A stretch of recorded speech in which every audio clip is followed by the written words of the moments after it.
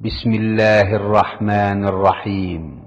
পরম করুণাময় ও অসীম দয়ালু আল্লাহর নামে শুরু। ومن أحسن قولا ممن دعا إلى الله وعمل صالحا وقال إنني من المسلمين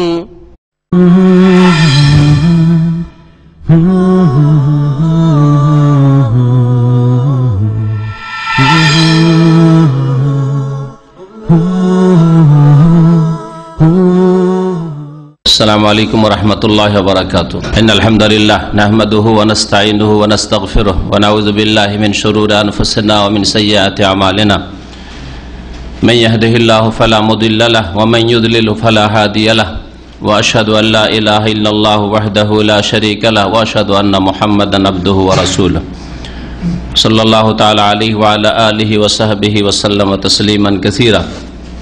يا أيها الذين آمنوا اتقوا الله حق تقاته ولا تموتن إلا وأنتم مسلمون.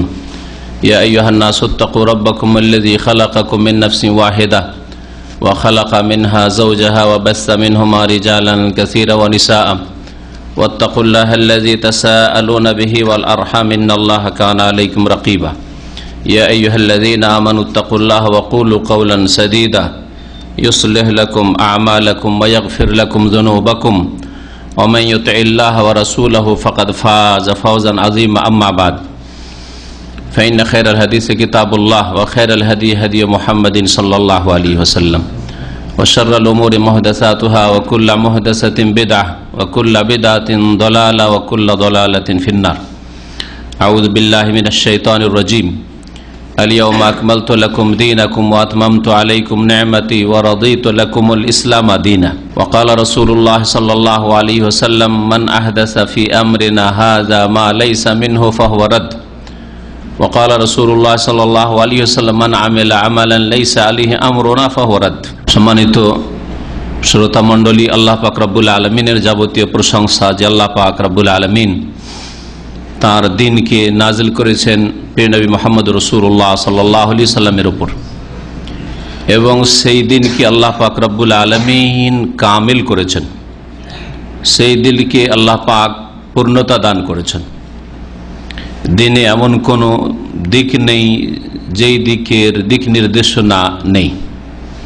যাবতীয় ক্ষেত্রে শরীয়তে পূর্ণরূপে দিক নির্দেশনা রয়েছে। এমন কোনো কল্যাণের পথ নেই যেই পথ দেখানো হয়নি, আর এমন কোনো অকল্যাণ অমঙ্গলের পথ নেই যে পথ সম্পর্কে সতর্ক করা হয়নি। সালাত এবং সালাম নাযিল হোক নবী মুহাম্মদ রাসূলুল্লাহ সাল্লাল্লাহু আলাইহি সাল্লামের উপর, যার আনুগত্য করা আল্লাহ পাকের আনুগত্য, যার অনুসরণ করার আল্লাহ পাক ওইভাবেই নির্দেশ দিয়েছেন যেমন ওহীর অনুসরণ আল্লাহ পাক করতে বলেছেন। আজকে রবিউল আউয়াল মাসের 10 তারিখ 1436 হিজরি, অর্থাৎ রাসূলুল্লাহ সাল্লাল্লাহু আলাইহি সাল্লামের হিজরতের পরে 1436 বছর অতিক্রম করে গেল। এর সাথে সাথে ইংরেজি মাস হিসাবে আজকে হচ্ছে জানুয়ারি মাসের 1 তারিখ 2015। এই সময়ের দিক থেকে এই সময় মুসলিম সমাজে, অমুসলিমদের মধ্যে তো রয়েছে, কিন্তু মুসলিম সমাজে বিভিন্ন রকমের বিদাত ছড়িয়ে রয়েছে। যেসব বিদাত সম্পর্কে সতর্ক করা প্রত্যেক মুসলিম, যার আল্লাহ পাক রব্বুল আলামিন, যাকে আল্লাহ পাক রব্বুল আলামিন কোরআন এবং হাদিসের জ্ঞান দান করেছেন চলার মতো, তার জন্য ফরজ যে তার আশেপাশের লোককে সতর্ক সাবধান করবে। যতদূর পর্যন্ত তার আওয়াজ পৌঁছাতে পারবে তাদেরকে সতর্ক সাবধান করবে। আল্লাহ পাক রব্বুল আলামিন মুহাম্মদ রাসূলুল্লাহ সাল্লাল্লাহু আলাইহি সাল্লামকে মক্কায় যখন নবী করেন তখন তাকে আল্লাহ পাক সম্বোধন করে লিতুনজিরা উম্মাল কুরা ওয়া মান হাওলাহা, তুমি যাতে করে মক্কাবাসীকে, উম্মুল কুরার লোকদেরকে সতর্ক সাবধান করো আল্লাহ পাকের গজবের রাস্তা থেকে, আল্লাহ পাকের ক্রোধের রাস্তা থেকে, আল্লাহ পাকের অসন্তুষ্টির রাস্তা থেকে, ভুল পথ থেকে, জাহান্নামের রাস্তা থেকে। ওমান হাওলা, আর যারা মক্কার আশেপাশে রয়েছে তাদেরকে সতর্ক করবে। এই জন্য বলছি যে আপনারা যে যেখানে আছেন, সহি আকিদার অনুসারীরা এবং সহি সুন্নত, সহি মানহাজ রাসূলুল্লাহ সাল্লাল্লাহু আলাইহি ওয়াসাল্লামের ওয়াহির অনুসারীরা, তারা যার কাছে যতটা ইলম রয়েছে, ইলমের সাথে জ্ঞানের সাথে আকিদা সম্পর্কে, ইবাদত সম্পর্কে, সুন্নাত সম্পর্কে,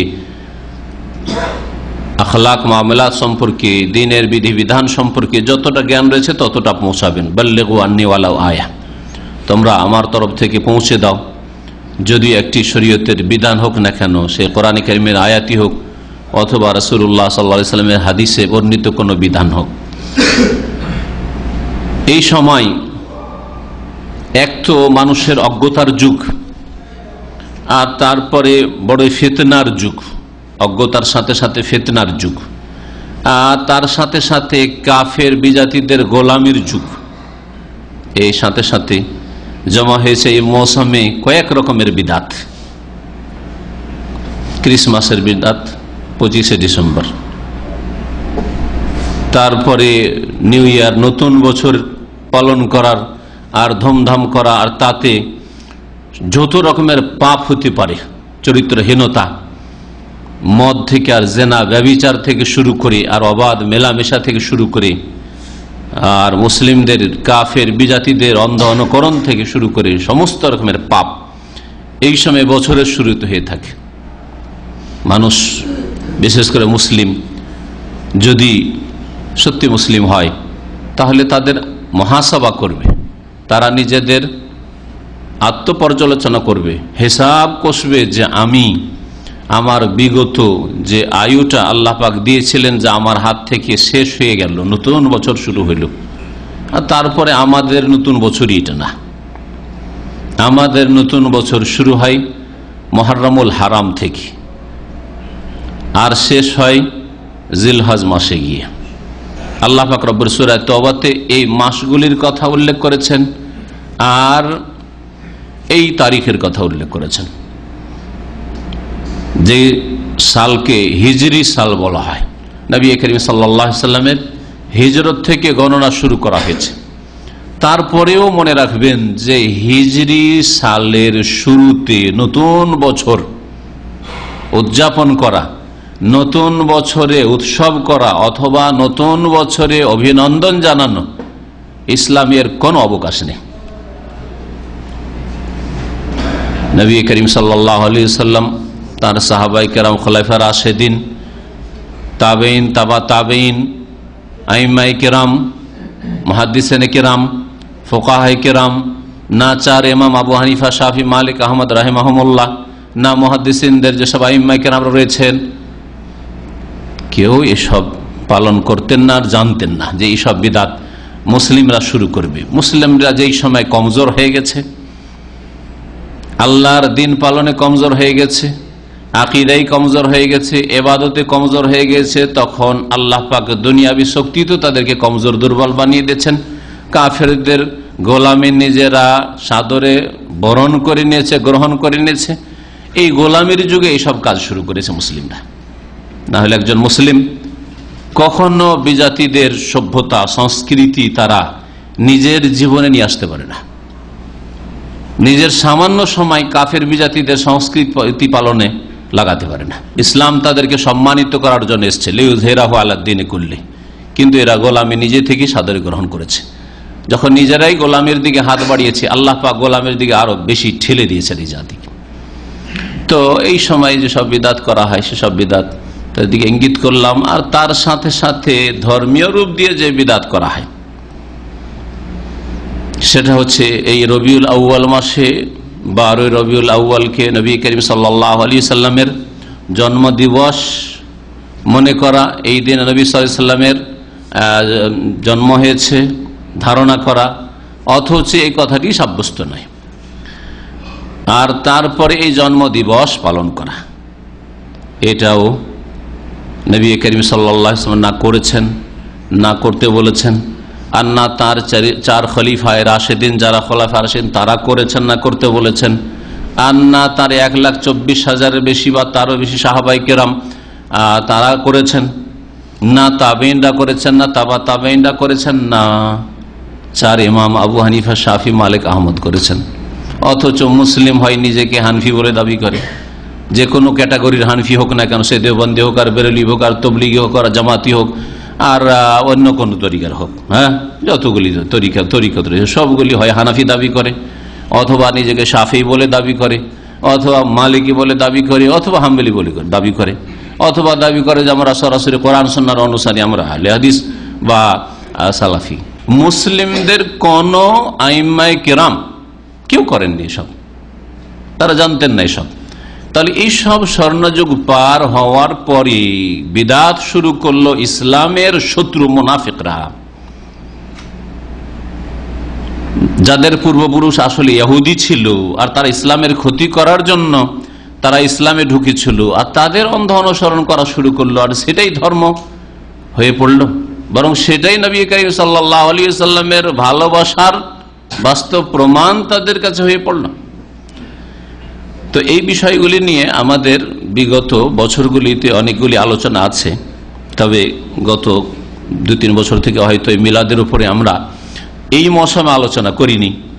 সতর্ক করা ভালো মনে করলাম, কারণ অনেক নতুন ভাইরাই আছেন যারা আসছেন, হয়তো এর পূর্বে আসতেন না, অথবা অনেক ভাইরা আছেন যারা হয়তো আমাদের যেসব বক্তব্য রেকর্ড হয়ে আছে, ইন্টারনেটে আছে, অথবা বিভিন্ন প্রচার মাধ্যমে আছে, সেগুলি হয়তো শোনার সুযোগ পান না অথবা শোনেন না। সেই জন্য ভাই বোনদের জন্য এই বিষয়টি আজকে আমি বাছাই করেছি, এই বিষয়ে আলোচনা করব। আল্লাহ পাক রব্বুল আলামিন তার দিনকে কমপ্লিট করেছেন, এটা হচ্ছে আমাদের প্রথম মৌলিক আকীদা। এখানেই যদি দ্বিমত থাকে তাহলে তাদের সাথে আর বিতর্কে জড়াবার কোনো প্রয়োজন নেই।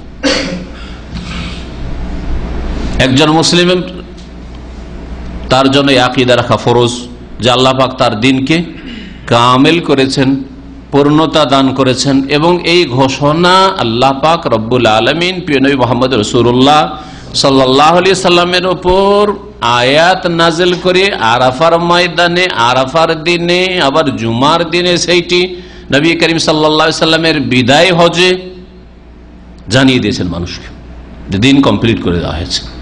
আর তারপরে রাসূলুল্লাহ সাল্লাল্লাহু আলাইহি সাল্লাম কাছাকাছি 81 দিন বাহায়াত ছিলেন। এই আয়াত নাজিল হওয়ার পরে জিলহজ মাসের 9 তারিখে নবী করিম সাল্লাল্লাহু আলাইহি সাল্লাম আরাফা হইল, আর তার জিলহজ মাসের দিনগুলি গেল, মুহররম গেল, সফর গেল, আর রবিউল আউয়াল মাসে নবী করিম সাল্লাল্লাহু আলাইহি সাল্লামের ইন্তেকাল 12ই রবিউল আউয়ালে। জন্ম নবী করিম সাল্লাল্লাহু আলাইহি সাল্লাম 12 রবিউল আউয়ালে নয়, এটাই ঠিক। যদিও কয়েকটি মত রয়েছে, তার মধ্যে একটি হচ্ছে 12 রবিউল আউয়াল, যেটা জনসাধারণদের মাঝে প্রসিদ্ধ, কারণ এতে যেহেতু মেলা ঠেলা হচ্ছে, হ্যাঁ, মেলা উৎসব করা হচ্ছে, আর এতে একটা নতুন ঈদ আবিষ্কার করেছে মুসলিমরা নিজের তরফ থেকে, যার ফলে এটা জনসমাজে খ্যাতি লাভ করেছে। আর না হলে গবেষক ওলামায়ে কেরামদের নিকটে নবী করিম সাল্লাল্লাহু আলাইহি সাল্লামের জন্ম হয়েছে 9 রবিউল আউয়াল। কেউ 7 বা 8 রবিউল আউয়াল বলেছেন, আবার কেউ বলেছেন না রবিউল আউয়াল মাসেই না রমজানে নবী করিম সাল্লাল্লাহু আলাইহি সাল্লামের জন্ম হয়েছে। তো আল্লাহ পাক রব্বুল আলামিন দিনকে কমপ্লিট করেছেন। মহান আল্লাহ ইরশাদ করেছেন সূরা মায়েদার আয়াত নম্বর 3। আল্লাহ পাক ইরশাদ করেছেন, শুরুতে লম্বা আয়াত রয়েছে, তার একটা অংশ, আল-ইয়াওমা আকমালতু লাকুম দীনাকুম, আজকে তোমাদের জন্য তোমাদের দিনকে কামিল করে দিলাম, তোমাদের জন্য তোমাদের দিনকে কমপ্লিট করে দিলাম। ওয়া আতমামতু আলাইকুম নি'মাতি, আর আমার নিয়ামতকে তোমাদের উপর পরিপূর্ণ করলাম। ওয়া রাদিতু লাকুমুল ইসলাম দীনা, এবং তোমাদের জন্য ইসলামকে দিন স্বরূপ, জীবন বিধান স্বরূপ আমি পছন্দ করলাম, মনোনীত করলাম। আল্লাহ পাক রব্বুল আলামিন দিনকে কামেল ঘোষণা করে দিয়েছেন, এবং নবী করিম সাল্লাল্লাহু আলাইহি সাল্লামের মাধ্যমে রিসালাতের খাতেমা করে দিয়েছেন, সমাপ্তি ঘটিয়েছেন। শেষ নবী মুহাম্মদ রাসূলুল্লাহ সাল্লাল্লাহু আলাইহি সাল্লামের পরে আর কোন রাসূল আসবেন না, এই ঘোষণা আল্লাহ পাক করে দিয়েছেন। ওয়ালাকিন রাসূলুল্লাহ ওয়া খাতামান নবিয়্যিন, আল্লাহ পাক সূরা আহজাবের একটি আয়াতে ইরশাদ করেছেন মুহাম্মদ সাল্লাল্লাহু আলাইহি সাল্লাম কি আল্লাহ পাকের রাসূল এবং খাতামুন নবিয়্যিন, এবং নবীদের শেষ, খাতামুন নবী, শেষ নবী, তারপর আর কোন নবী আসবে না। নবী করিম সাল্লাল্লাহু আলাইহি ওয়াসাল্লাম বলেছেন আমি শেষ নবী, অনেকে কাযযাব হবে, দাজ্জাল হবে, আর তাদের সংখ্যা 30-এর কাছাকাছি হবে। তারা কুল্লুহুম ইয়াজউম আন্নাহু নবী, প্রত্যেকে দাবিদার হবে যে তারা নবী হয়েছে। ওয়ালাইসা বাদি নবী, আমার পরে কোন নবী আসবে না। ওয়া আনা খাতামুন নবিয়্যিন। রাসূলুল্লাহ সাল্লাল্লাহু আলাইহি ওয়াসাল্লামকে দিয়ে আল্লাহ পাক রব্বুল আলামিন তাহলে রিসালাতের সমাপ্তি ঘটিয়েছেন। আর কোন মেসেজ আসমানের, সংবাদ আকাশের, আসমানি সিলেবাসের কোনো কিছু আসবে না, যা আসার তা চলে এসছে। এবং যে কোনো কল্যাণ আল্লাহর দেওয়ার ছিল তা আল্লাহ পাক দিয়ে দিয়েছেন এর মধ্যে। আর যে কোনো অকল্যাণ থেকে, অনিষ্ট থেকে, ক্ষতিকর কথা কাজ বিধিবিধান থেকে সতর্ক করার ছিল তা আল্লাহ পাক সতর্ক করে দিয়েছেন। এবং আল্লাহ পাক রব্বুল আলামিন প্রিয় রাসূল সাল্লাল্লাহু আলাইহি ওয়াসাল্লামের আনুগত্য করা ফরজ করেছেন, তার অনেকগুলি আয়াতের এটি নির্দেশ। আর রাসূলুল্লাহ সাল্লাল্লাহু আলাইহি ওয়াসাল্লামের আদর্শের অনুসরণ করা ফরজ করেছেন। আনুগত্য তাআহ বলা হয়, আনুগত্য করা। ওমান ইউতির রাসূল ফাকাদ আতা আল্লাহ, যে ব্যক্তি রাসূলের আনুগত্য করলো সে আল্লাহর আনুগত্য করলো। যে রাসূলকে মানলো সে আল্লাহকে মানলো। ওয়াইন তুতিউহু তাহতাদু, যদি রাসূলকে মানো তাহলেই হেদায়েত পাবে। রাসূলুল্লাহ সাল্লাল্লাহু আলাইহি সাল্লামকে মেনে চলো তাহলে হেদায়েত, না হলে হেদায়েত নাই। তাহলে রাসূলুল্লাহ সাল্লাল্লাহু আলাইহি সাল্লাম আর তার সাহাবায়ে কেরাম যদি মিলাদ না করে থাকেন আর করো তারপরেও, তাহলে তাতে কোনো হেদায়েত নেই। অনুসরণের কথা, নবী করিম সাল্লাল্লাহু আলাইহি ওয়াসাল্লাম অনুসরণের কথা একাধিক আয়াতে রয়েছে এরকমই। আল্লাহ পাক ইরশাদ করেছেন কুল ইন কুনতুম তুহিব্বুনাল্লাহ ফাত্তাবিউনি ইউহিব্বুকুমুল্লাহ। হে নবী মুহাম্মদ সাল্লাল্লাহু আলাইহি ওয়াসাল্লাম, তুমি বলে দাও যে তোমরা যদি আল্লাহকে ভালোবাসো, আল্লাহকে ভালোবাসার দাবি করলে এর দলিল প্রমাণ আল্লাহ পেশ করতে বলছেন। যখন আপনি একটা কোনো দাবি করবেন তখন ওর দলিল প্রমাণ পেশ করা লাগে। হ্যাঁ, আদালতে যদি আপনি গিয়ে একটা কেস করেন যে আমার এই দাবি, এই জমিটা আমার, হ্যাঁ এটা আমার, যে কোনো দাবি করেন আপনি, তার জন্য আপনার কাছে দলিল চাওয়া হবে। হ্যাঁ, এই জন্য জমি রেজিস্ট্রি করা লাগে। আর ওই জমি রেজিস্ট্রি করা দলিল বলে ওটাকে। হ্যাঁ, প্রমাণ এটা যে এই দলিল, এই পেপারটা আপনার প্রমাণ যে এটা আপনার জমি। আল্লাহ পাক বলছেন যে আল্লাহর ভালোবাসার দাবিদার যদি হও ফাত্তাবিউনি, তাহলে আমি মুহাম্মদ সাল্লাল্লাহু আলাইহি সাল্লাম বলছি আমার অনুসরণ করো, আমার অনুসরণ করো। এটা হচ্ছে দলিল। আল্লাহকে ভালোবাসেন এর প্রমাণ হচ্ছে যে নবীর অনুসরণ করবেন। যদি নবীর অনুসরণ করেন তাহলে আল্লাহর পক্ষ থেকে কি প্রতিদান পাবেন? ইউহিব্বুকুমুল্লাহ, আল্লাহ তোমাদেরকেও ভালোবাসবেন। আল্লাহর ভালোবাসার দাবি করলে আর দাবি অনুসারে প্রমাণ পেশ করলে তাহলে আল্লাহ পাক তোমাদেরকে ভালোবাসবেন। আর তোমরা ভালোবাসলে আর ভালোবাসার প্রমাণ দিলে আল্লাহ ভালোবাসবেন। আল্লাহ পাক সমান সমান বদলা দেন না, আরো অতিরিক্ত দেন। হ্যাঁ, অতিরিক্ত দেন। তাই বলছেন ওয়াগফির লাকুম যুনুবাকুম, তোমাদের গুনাহগুলিকে আল্লাহ মাফ করে দেবেন। আল্লাহ ভালোবাসবেন আর আল্লাহ তোমাদের গুনাহ মাফ করে দেবেন। আল্লাহু গফুরুর রহিম, আল্লাহ পাক বড় মার্জনাকারী আর পরম দয়ালু। আল্লাহ পাক রব্বুল আলামিন প্রিয় মুহাম্মদ রাসূলুল্লাহ সাল্লাল্লাহু আলাইহি ওয়াসাল্লাম কে বলতে বলছেন, বলো ওয়া আন্না হাযা সিরাতি মুস্তাকিমা। সূরা আনআমে কয়েকটি আয়াতে 10টি উপদেশ রয়েছে, তার একটি উপদেশ এটি, ওয়া আন্না হাযা সিরাতি মুস্তাকিমা। আর নিঃসন্দেহে এটি হচ্ছে আমার সরল পথ, আমার রাস্তা। কার রাস্তা? আল্লাহ বলেন, আল্লাহ বলতে হচ্ছেন নবীকে। হ্যাঁ, নবী সাল্লাল্লাহু আলাইহি ওয়াসাল্লাম ওয়া আন্না হাযা সিরাতি মুস্তাকিমা, এটি হচ্ছে আমার নিয়াসা সিরাতে মুস্তাকিম। ফাত্তাবিউ, সুতরাং তার কি করো? অনুসরণ করো। সিরাতে মুস্তাকিম রাসূলুল্লাহ সাল্লাল্লাহু আলাইহি ওয়াসাল্লামের সিরাত, রাসূলুল্লাহ সাল্লাল্লাহু আলাইহি ওয়াসাল্লামের আদর্শ, রাসূলুল্লাহ সাল্লাল্লাহু আলাইহি ওয়াসাল্লামের জীবনী হচ্ছে কোরআন এবং হাদিস, হচ্ছে রাসূলুল্লাহ সাল্লাল্লাহু আলাইহি ওয়াসাল্লামের জীবনী। কানা খুলুকুল কোরআন। নবী করিম সাল্লাল্লাহু আলাইহি ওয়াসাল্লামকে মা আয়েশা রাদিয়াল্লাহু তাআলা, মা আয়েশা রাদিয়াল্লাহু তাআলা আনহাকে কেউ জিজ্ঞাসা করে নবী করিম সাল্লাল্লাহু আলাইহি ওয়াসাল্লামের চরিত্র সম্পর্কে, তখন তিনি বলেন যে রাসূলুল্লাহ সাল্লাল্লাহু আলাইহি ওয়াসাল্লামের চরিত্র হচ্ছে কি? আল কোরআন, কোরআনে কারীমের বাস্তবায়ন করা, ওহীর বাস্তবায়ন করা। তো সিরাতে মুস্তাকিম রাসূলুল্লাহ সাল্লাল্লাহু আলাইহি ওয়াসাল্লামের সিরাত, ফাত্তাবিউহু, সুতরাং তার অনুসরণ করো। ওয়ালা তাত্তাবিউস সুবুল, অনেক রাস্তার ডানে বামে অনেক রাস্তা রয়েছে। 25শে ডিসেম্বর ক্রিসমাসের রাস্তা একত্র সব, হ্যাঁ 31st নাইট পালনের রাস্তা, নিউ ইয়ার পালনের রাস্তা, মেলা রাস্তা রয়েছে, 12 রবিউল আউয়াল ঈদ মিলাদুন নবীর রাস্তা, ওয়ালা তাত্তাবিউস সুবুল, অনেক রাস্তা দেখতে পাবে, সেগুলির অনুসরণ করিও না। একটি হচ্ছে সিরাতে মুস্তাকিম। যদি অনেকগুলি রাস্তার অনুসরণ করো, ফাতাফাররাকা বিকুম আন সাবিলিহি, আল্লাহর রাস্তা থেকে তোমাদেরকে ছিন্ন ভিন্ন করে সেই রাস্তাগুলি নিয়ে যাবে। শয়তান সেই রাস্তাগুলির মোড়ে মোড়ে বসে আছে, তোমাদেরকে নিয়ে যাবে। যেমন নবী করিম সাল্লাল্লাহু আলাইহি ওয়াসাল্লামের একটি হাদিসে এই আয়াতের ব্যাখ্যা রয়েছে এইভাবে, সোজা হচ্ছে সিরাতে মুস্তাকিম, আর ডান দিকে এইদিকে কিছু রাস্তা, ওইদিকে কিছু রাস্তা নবী সাল্লাল্লাহু আলাইহি ওয়াসাল্লাম নকশা করে দেখাচ্ছেন। আর তারপর বলছেন ওয়াফি কুল্লি সাবিলিন শাইতানুন ইয়াদু ইলাইহি, আর প্রত্যেক রাস্তার মোড়ে মোড়ে শয়তান বসে আছে ডাকার জন্য, এদিকে এটা কর, ওইটা কর, ওইটা কর, এটা কর, এগুলি কর, এই জন্য ডাকছে। তাদের যদি অনুসরণ করো তা আল্লাহর নিয়ে চলে যাবে। আপনি রাজপথে যেতে যেতে যদি ডানে বামে এদিক ওদিকে রাস্তায় কেটে যান, তাহলে আসল রাস্তা আপনার ছুটে যাবে। তো জান্নাতের রাস্তা একটি, রাসূলুল্লাহ সাল্লাল্লাহু আলাইহি ওয়াসাল্লামের রাস্তা একটি, ওহীর রাস্তা হচ্ছে একটি, জাহান্নাম থেকে বাঁচার রাস্তা হচ্ছে একটি, সেই রাস্তা হচ্ছে রাজপথ দ্বীন ইসলামের, সেই রাস্তা থেকে দূরে নিয়ে চলে। যালিকুম ওয়াসাকুম বিহি, এটিও আল্লাহ পাকের ওসিয়ত তোমাদের জন্য। 10টি ওসিয়তের, 10টি উপদেশের একটি উপদেশ হচ্ছে যে আল্লাহ পাক এই উপদেশ তোমাদেরকে দিচ্ছেন লাআল্লাকুম তাত্তাকুন, যাতে করে তোমরা আল্লাহ ভীরু হও, পাপ থেকে বাঁচো, ভ্রান্ত পথ থেকে বাঁচো, বিজাতির অনুসরণ থেকে বাঁচো। নবী করিম সাল্লাল্লাহু আলাইহি সাল্লামের সহিহ বুখারী মুসলিমের হাদিস, মান আহদাসা ফি আমরিনা হাযা মা লাইসা মিনহু ফাহুয়া রাদ, কোন ব্যক্তি যদি আমাদের এই বিষয়ে, ফি আমরিনা হাযা মানে ফি আমরিদ দ্বীন, দ্বীনের বিষয়, ধর্মের বিষয়, দুনিয়ার বিষয় না, এটা হচ্ছে দুনিয়ার, মাইক হচ্ছে দুনিয়ার, রেকর্ডিং হচ্ছে, ক্যামেরা হচ্ছে, ল্যাপটপ হচ্ছে, এগুলি দুনিয়া। এই দিয়ে দিন ইসলামেরও কিছু খেদমত নিতে পারেন, পাপও করতে পারেন এগুলো দিয়ে, করে না পাপ? তাহলে এগুলো হচ্ছে দুনিয়া। দুনিয়ার ক্ষেত্রে নতুন নতুন আবিষ্কার হবে যে ব্যবহার করা, যদি তাতে হারাম কিছু না ঢুকে যায় তাহলে ব্যবহার করা, আসল হচ্ছে সেগুলি জায়েজ মুবাহ।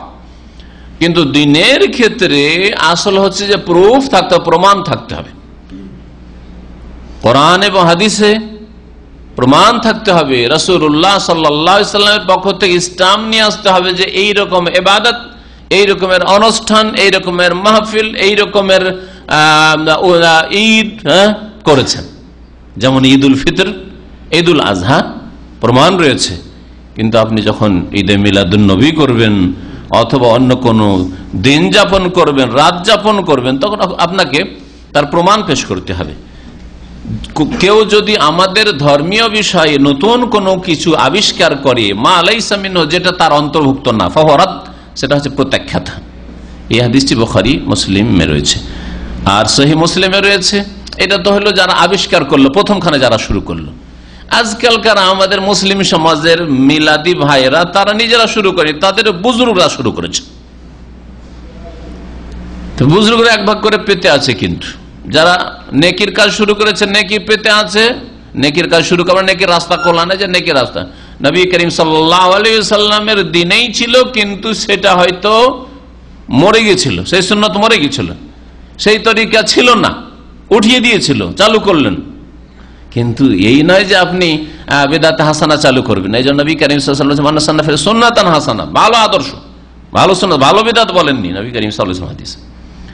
নবী করিম সাল্লাল্লাহু আলাইহি ওয়াসাল্লামের ভালো সুন্নতি ছিল, কিন্তু আরেক হাদিস অমিতাদ বাদে, আমার পরে মরে গেছে। মাগরিবের আযান ইকামতের মাঝখানে, আরে মাঝে মাঝে হইলেও 2 রাকাত নামাজ পড়া আছে, বাংলাদেশে জানে না, মরে গেছে, একেবারে মরে গেছে। ইস্তিসকার নামাজ মরে গেছে, এরকম বহু সুন্নত মরে গেছে। সুন্নতি বিয়ে, নগদ মোহর দিয়ে বিয়ে মরে গেছে এই সুন্নত। তো এইরকম যেগুলো মৃত সুন্নত, এগুলো জীবিত করলেন না কিভাবে? আর যদি বিদআতকে কেউ জীবিত করে, নতুন করে আবিষ্কার করলো তাদের মুরব্বীরা, আর তারপরে সেটাকে চালু রাখলো, যে প্রথম চালু করেছে এক ভাগ করে গুনার বোঝা চাপতেই আছে। আর যারা পরবর্তীতে করলো সেটাও তাদের মুখে ছুড়ে মারা হবে। সহিহ মুসলিমের হাদিস, মা আয়েশা রাদিয়াল্লাহু তাআলা আনহা থেকে বর্ণিত, মান আমিলা আমালান লাইসা আলাইহি আমরুনা ফাহুয়া রাদ, কেউ যদি এমন কোনো কাজ করে যেটা আমার নির্দেশ অনুযায়ী না, লাইসা আলাইহি আমরুনা, ওর উপর আমাদের নির্দেশ নেই, আমাদের দ্বীনে ওইসব নেই, ফাওয়ারাদ্দুন, সেটা হচ্ছে প্রত্যাখ্যাত। নবী করিম সাল্লাল্লাহু আলাইহি সাল্লাম থেকে যদি প্রমাণিত না থাকে, সাহাবীরাই জানলেন না, আর ওদের চাইতে বেশি ভালো ভালো রাস্তা আমরা আবিষ্কার করে নিলাম, যদি এই ধারণা কেউ করে আর এইরকম কিছু পালন করে, তারা করেননি কিন্তু আমরা করছি, হ্যাঁ, তাহলে সেটা প্রত্যাখ্যাত, তার মুখে ছুড়ে ফেলা হবে। মনে রাখবেন যে নবী করিম সাল্লাল্লাহু আলাইহি সাল্লামের ভালোবাসাও ফরজ, যেমন আনুগত্য করা ফরজ বললাম, অনুসরণ করা ফরজ নবী করিম সাল্লাল্লাহু আলাইহি সাল্লামের, তেমনি নবী করিম সাল্লাল্লাহু আলাইহি সাল্লামের ভালোবাসাও ফরজ প্রত্যেক মুসলিমের জন্য। অতক্ষণ পর্যন্ত কোন ব্যক্তি সত্যিকার অর্থে মুসলিম হতে পারবে না যতক্ষণ পর্যন্ত আল্লাহ পাককে এবং তারপরে রাসূলুল্লাহ সাল্লাল্লাহু আলাইহি ওয়াসাল্লামকে সবচেয়ে বেশি না ভালোবাসবে, সবচেয়ে বেশি ভালো না বাসবে। আর শুধু মুখে দাবি করে না, কাজে প্রমাণ করে দিতে হবে যে আপনি আপনার দুনিয়া, টাকা পয়সা, ধন সম্পদ, স্ত্রী ছেলে মেয়ে, পরিবার পরিজন, প্রয়োজনে এগুলি কি আল্লাহর জন্য, তার রাসূলের জন্য, তার আল্লাহর নাযিলকৃত দ্বীনের জন্য উৎসর্গ করতে পারবেন, আপনি ত্যাগ করতে পারবেন। এটা হচ্ছে আসল প্রমাণ। সংসারে খরচ করার ক্ষেত্রে এক্ষুনি যদি একটা পার্টি হয় 500 রিয়াল খরচ হয়ে যাক, ব্যথা লাগবে না, কিন্তু আল্লাহ পাকের দ্বীনের জন্য, রাসূলুল্লাহ সাল্লাল্লাহু আলাইহি ওয়াসাল্লামের আদর্শের প্রচারের জন্য যদি 50 টাকা চাওয়া, 500 জায়গায় 50 চাওয়া হয়, আরে 20 টাকা 10 টাকা চাওয়া হয়, তো অনেক কষ্ট লাগে। আর দাবিদার যে মুহাম্মদ রাসূলুল্লাহ সাল্লাল্লাহু আলাইহি ওয়াসাল্লাম খুব ভালোবাসি, তাহলে বাস্তবে তো প্রমাণ নেই। আপনার স্ত্রী, আপনার পরিবার, আপনার ছেলে মেয়ে, আপনার জমি জায়গার জন্য জান দিয়ে দিবেন মারামারি করে, কিন্তু আল্লাহ পাকের দ্বীনের জন্য না না না, সেখানে মুনাফিক স্পষ্ট হয়ে যাবে, তখন বোঝা যাবে যে কে মুনাফিক আর কে সত্যিকার অর্থে মুমিন। না না না না, মানুষের সমালোচনা হবে যদি সহিহ সুন্নাতের কথা বলি। বুঝলাম সৌদি আরবে যে এটাই সুন্নাত আর এটা বিদআত, মিলাদ করা বিদআত, কিন্তু দেশে গিয়ে বললে সমালোচনার পাত্র হইতে হবে, একঘরে হয়ে যেতে হবে, আর লোকেদের সমাজে কোণঠাসা হয়ে বসবাস করতে হবে, সমাজের লোকদের অনীহার, কত রকমের অশান্তি পয়দা হবে, আর পারিবারিক সমস্যা হবে, ইত্যাদি ইত্যাদি। সুতরাং বাদ দাও সব কথা। হ্যাঁ, আর নবীর মহব্বতের দাবিদার মিথ্যুক। আসলে আপনার পরিবারের ক্ষেত্রে কি করে ঝুঁকি নিচ্ছেন? পাড়া প্রতিবেশের সাথে আপনি ঝগড়া কেন, মারামারি সবকিছু করবেন আপনি আধা হাত জমির জন্য, হ্যাঁ, টাকা পয়সা নিয়ে। আপনি নবী করিম সাল্লাল্লাহু আলাইহি ওয়াসাল্লামের ভালোবাসা আল্লাহ পাক ফরজ করেছেন। নবী করিম সাল্লাল্লাহু আলাইহি ওয়াসাল্লাম থেকে আনাস রাদিয়াল্লাহু তাআলা বর্ণনা করছেন, ক্বালা রাসূলুল্লাহ ফাওয়াল্লাযী নাফসি বিয়াদিহি, আল্লাহর শপথ করে বলছে যার হাতে আমার প্রাণ রয়েছে, লা ইউমিনু আহাদুকুম, তোমাদেরকে অতক্ষণ পর্যন্ত সত্যিকার অর্থে মুমিন হবে না, হাত্তা আকুনা আহাব্বা ইলাইহি মিন ওয়ালিদিহি ওয়া ওয়ালাদিহি ওয়ান নাস আজমাইন, যতক্ষণ পর্যন্ত আমি মুহাম্মদ রাসূলুল্লাহ সাল্লাল্লাহু আলাইহি সাল্লাম হাত্তা আকুনা আহাব্বা ইলাইহি, তার কাছে সবচেয়ে বেশি প্রিয় ব্যক্তি হিসাবে বিবেচিত না হব, সবচেয়ে বেশি ভালোবাসার মানুষ না হব, মিন ওয়ালিদিহি, তার বাপ মায়ের চাইতে, ওয়া ওয়ালাদিহি, তার ছেলে মেয়েদের চাইতে, ওয়ান নাস আজমাইন, এমনকি সমস্ত মানুষের চাইতে, স্ত্রী, সমস্ত কিছুর চাইতে, সমস্ত মানুষের চাইতে, সবার চাইতে এবং সবকিছুর চাইতে বেশি ভালোবাসার পাত্র যতক্ষণ পর্যন্ত আপনার কাছে আমার কাছে রাসূলুল্লাহ সাল্লাল্লাহু আলাইহি ওয়াসাল্লাম। রাহুল বুখারী, সহিহ বুখারী হাদিস। নবী করিম সাল্লাল্লাহু আলাইহি সাল্লামের জীবদ্দশায় নবী সাল্লাল্লাহু আলাইহি সাল্লামের আদর্শের ভালোবাসা, আদর্শ পালন এবং তাকে ব্যক্তিগত হিসাবে ভালোবাসা, এগুলিও ছিল। এখন তিনি আমাদের মাঝে নেই যে ভালোবাসার নিজের প্রকাশ করব গিয়ে নবী করিম সাল্লাল্লাহু আলাইহি সাল্লামের খেদমতে। আছে কি সুযোগ? যেমন সাহাবীরা সুযোগ পেয়েছেন। হ্যাঁ, আপনার ভালো ভালো খাবার হলে সাহাবীরা যেমন নিজে না খেয়ে রাসূলুল্লাহ সাল্লাল্লাহু আলাইহি ওয়াসাল্লামের কাছে নিয়ে গেছেন, আপনি করার চেষ্টা করতাম না, তাহলে সেই সুযোগ তো আর নেই, আছে কি? তাহলে নবী করিম সাল্লাল্লাহু আলাইহি সাল্লামের তিরোধানের পরে ভালোবাসার বাস্তব প্রমাণ কি যে আপনি সত্যি নবীকে সবচেয়ে বেশি ভালোবাসেন? এর গুরুত্বপূর্ণ প্রমাণ হচ্ছে যে তাকে মানবেন এবং তার অনুসরণ করবেন, তার সামনে এক কদম বাড়াবেন না আপনি। তিনি করেননি, করব না, তিনি বলেননি, বলবো না, তিনি এই পথে চলেননি, চলবো না, তিনি যা করেছেন তাতেই কল্যাণ রয়েছে। তিনি যদি আল্লাহ পাকের সবচেয়ে শ্রেষ্ঠ বান্দা হইতে পারেন, আর শ্রেষ্ঠ রাসূল হইতে পারেন, আর সবচেয়ে বড় খলিলুল্লাহ হইতে পারেন, এই ইবাদত বন্দেগী দিয়ে তো আমার আবার ঈদুল ফিতর, ঈদুল আজহা, এই দুই ঈদ দিয়ে তো আমার আবার ঈদে মিলাদুন নবীর কি প্রয়োজন? নবী করিম সাল্লাল্লাহু আলাইহি সাল্লামের ভালোবাসার বাস্তব প্রমাণ হচ্ছে তাকে মেনে চলবেন, আনুগত্য করবেন তার, এবং তার আদর্শের অনুসরণ করবেন, এবং তার শরীয়তের বাইরে একটু যাবেন না আপনি।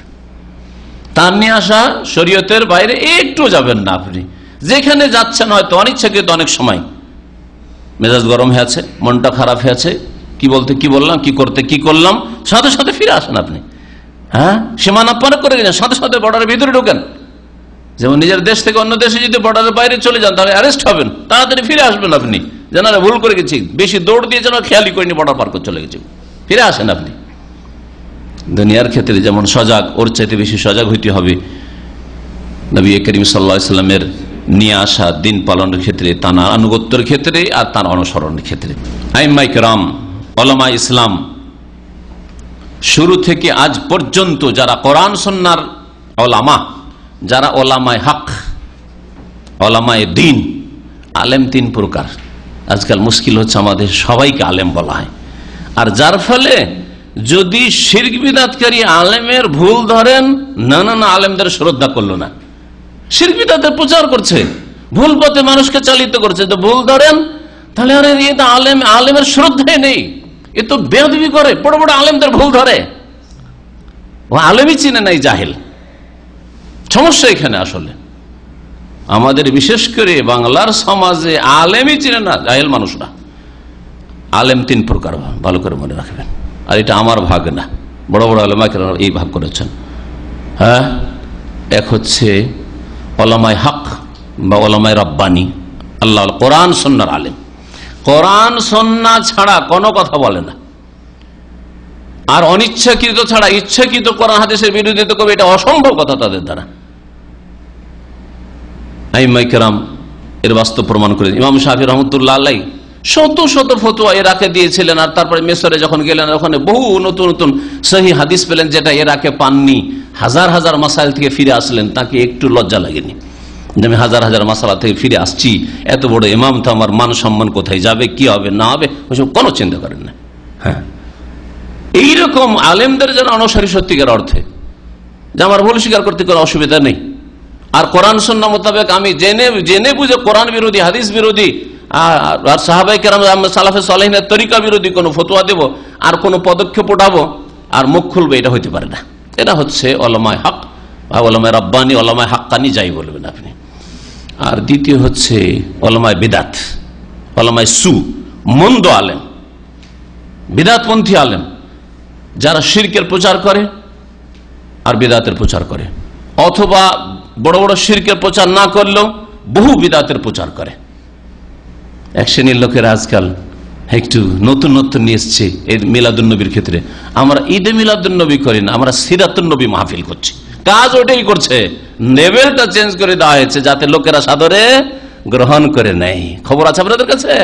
জি হ্যাঁ, এরকম বেশ কিছু লোকদের সাথে আর ওদের দুইটা আলেমের সাথে আমার এরকম কথা হয়েছে যে আমরা এখন সিরাতুন নবী করি, আমরা মিলাদুন নবী করি না। কাজ একই, কিন্তু রবিউল আউয়াল উপলক্ষে ওই সবই করতে হবে, ওদেরকে করবে, সামান্য কিছু পার্থক্যের সাথে। হয়তো নবীর জীবনী আপনি যে কোনো দিন আলোচনা করেন, নবীর জীবনী 12 রবিউল আউয়াল উপলক্ষে আলোচনা করতে হবে, বছরে একবারই শুধু আলোচনা করতে হবে। এটা তো নবী করিম সাল্লাল্লাহু আলাইহি ওয়াসাল্লাম করেন, তার সাহাবীরাও করেন, তার খোলাফারাও করেননি যে প্রতি বছর 12 রবিউল আউয়াল মানে নবীর সিরত আলোচনার মাস। এটা করেন নাই। আইম্মায়ে কেরামদের সম্পর্কে বলছি, ওলামাদের সম্পর্কে বলছিলাম। তো দুই রকম আলেম হলো তাইলে না? তিন রকম আলেম হচ্ছে পেট পূজারি আলেম, ওলামায়ে বাতন, পেটের আলেম, পেট পূজারি আলেম। ওদের কাছে বিদাতি আর পেট পূজারিতে পার্থক্য আছে। অনেক সময় বিদাতকে যেহেতু একেবারে শক্ত আকীদার সাথে আর ইয়াকিনের সাথে সে ধর্ম মনে করে, যার ফলে এক পয়সা লাভ না থাকলেও শিরক বিদআত করবে। এই জন্য তৃতীয় ভাগ করলাম, না হলে দুভাগ করলেই চলত। হ্যাঁ, আর পেট পূজারি ওরা সুবিধাবাদী, যেখানে সুবিধা আছে, যেখানে বেশি খেতে পাবে, যেখানে মুরগা মশাল্লাম পাবে, যেখানে টাকা পয়সা পাবে, আর যাতে বেশি আয় ইনকাম আছে ওইটাই জায়েজ। হ্যাঁ, যেখানে আয় ইনকাম আছে ওইটাই বিদআতে হাসানা। ভালো কাজ তো, বন্ধু কি করলো সে? হ্যাঁ, এই জন্য মিলাদ আর বাংলা ভাষীদের মধ্যে শুধু রবিউল আউয়াল মাসে হয় না, কারণ রবিউল বছরে একবার মিলাদের ইনকাম করে সারা বছরে সংসার চলে না। সারা বছরে সংসার চালাতে হলে যখন তখন মিলাদ করা লাগবে। এর জন্য উপলক্ষ খুঁজতে হবে, কোন কোন উপলক্ষে মিলাদ করা যেতে পারে। কারো জন্ম হইলে মিলাদ, কেউ মরলে মিলাদ, হ্যাঁ, কারো নতুন বাড়ি ঘর তৈরি হলে মিলাদ, হ্যাঁ, আরো বলেন, হ্যাঁ, দোকানপাট খুললে মিলাদ, হ্যাঁ, বালা মুসিবত আসলে মিলাদ, জি, কোন খুশি আমোদ ফুর্তি একটু খুশি খুশি কিছু হইলো ওতে মিলাদ, ইত্যাদি ইত্যাদি। মিলাদের শেষ নেই, যেমন ওরসের শেষ নাই। বিদআত পন্থীরা, কবর মাজার পন্থীরা ওরস শুরু হচ্ছে। ওরস মানে হচ্ছে পীরের মৃত্যু দিবস, মানে পীরের বিবাহ দিবস। ওরস মানে তো বিবাহ, তাই না? লেডিস মার্কেটে চলে যান, বললেন যে আরুসা, আরুসা মানে কি? ওই যে পাত্রী, ওই এর দিন কন্যাটা নতুন বউ যে বিবাহের অনুষ্ঠানে পড়বে, ওইটার নাম আরুসা, ওই পোশাকটাকে বলা। এই একেবারে কয়েক হাজার রিয়ালের থাকে ওইটা, হ্যাঁ, সাদা রঙের, দেখেছেন? হ্যাঁ হ্যাঁ, তো আরুসা, ওখান থেকে ওরস লাগা। তো ভারত, বাংলাদেশ, পাকিস্তানে যে মাজারে ওরস লাগে, পীর যেদিন মরলো সেই দিন ওরস। কেন? এই বেয়াদবদের ভাষায় পীরের সেই দিন আল্লাহর সাথে এতদিন যে ইশক চলছিল, প্রেম চলছিল, কিন্তু দেখা হচ্ছিল না, মোলাকাত হচ্ছিল না। বিবাহের দিন যেমন পাত্র পাত্রের দেখা সাক্ষাৎ হয়, ওরস বিবাহের দিবস, ওই এই মৃত্যুর দিনে মত বললে বেয়াদবি হয়ে যাবে। পীর সাহেব আবার মত, মারা গেছে, হ্যাঁ, ওয়াফাত হয়েছে, ইন্তেকাল হয়েছে, এইসব ভাষা বলে বেয়াদবি করবেন, জাহান্নামে যাবেন। তাহলে কি করতে হবে? ওরস, তাদের বিবাহ লাগছে, প্রেমের খেলা চলছিল, আজকে সাক্ষাৎ হলো।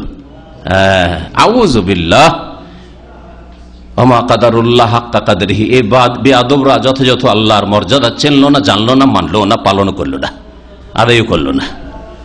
ওমা কাদারুল্লাহ হাক্কা কাদরিহি, আল্লাহর কদর করলো না, এরা আল্লাহর মর্যাদা দিল না। নবী করিম সাল্লাল্লাহু আলাইহি ওয়াসাল্লামের বলছিলাম ভালোবাসার প্রমাণ হচ্ছে আনুগত্য করবেন এবং তার অনুসরণ করবেন।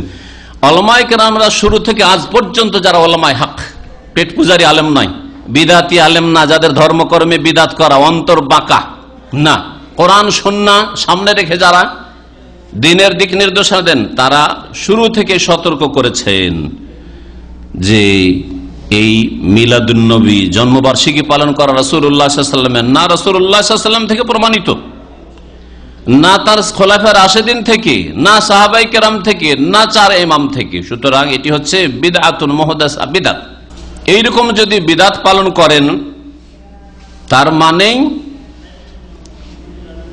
আল্লাহ পাক রব্বুল আলামিন দিন কমপ্লিট করেছেন কি করেননি, ওই বিদআতীদের জিজ্ঞেস করেন।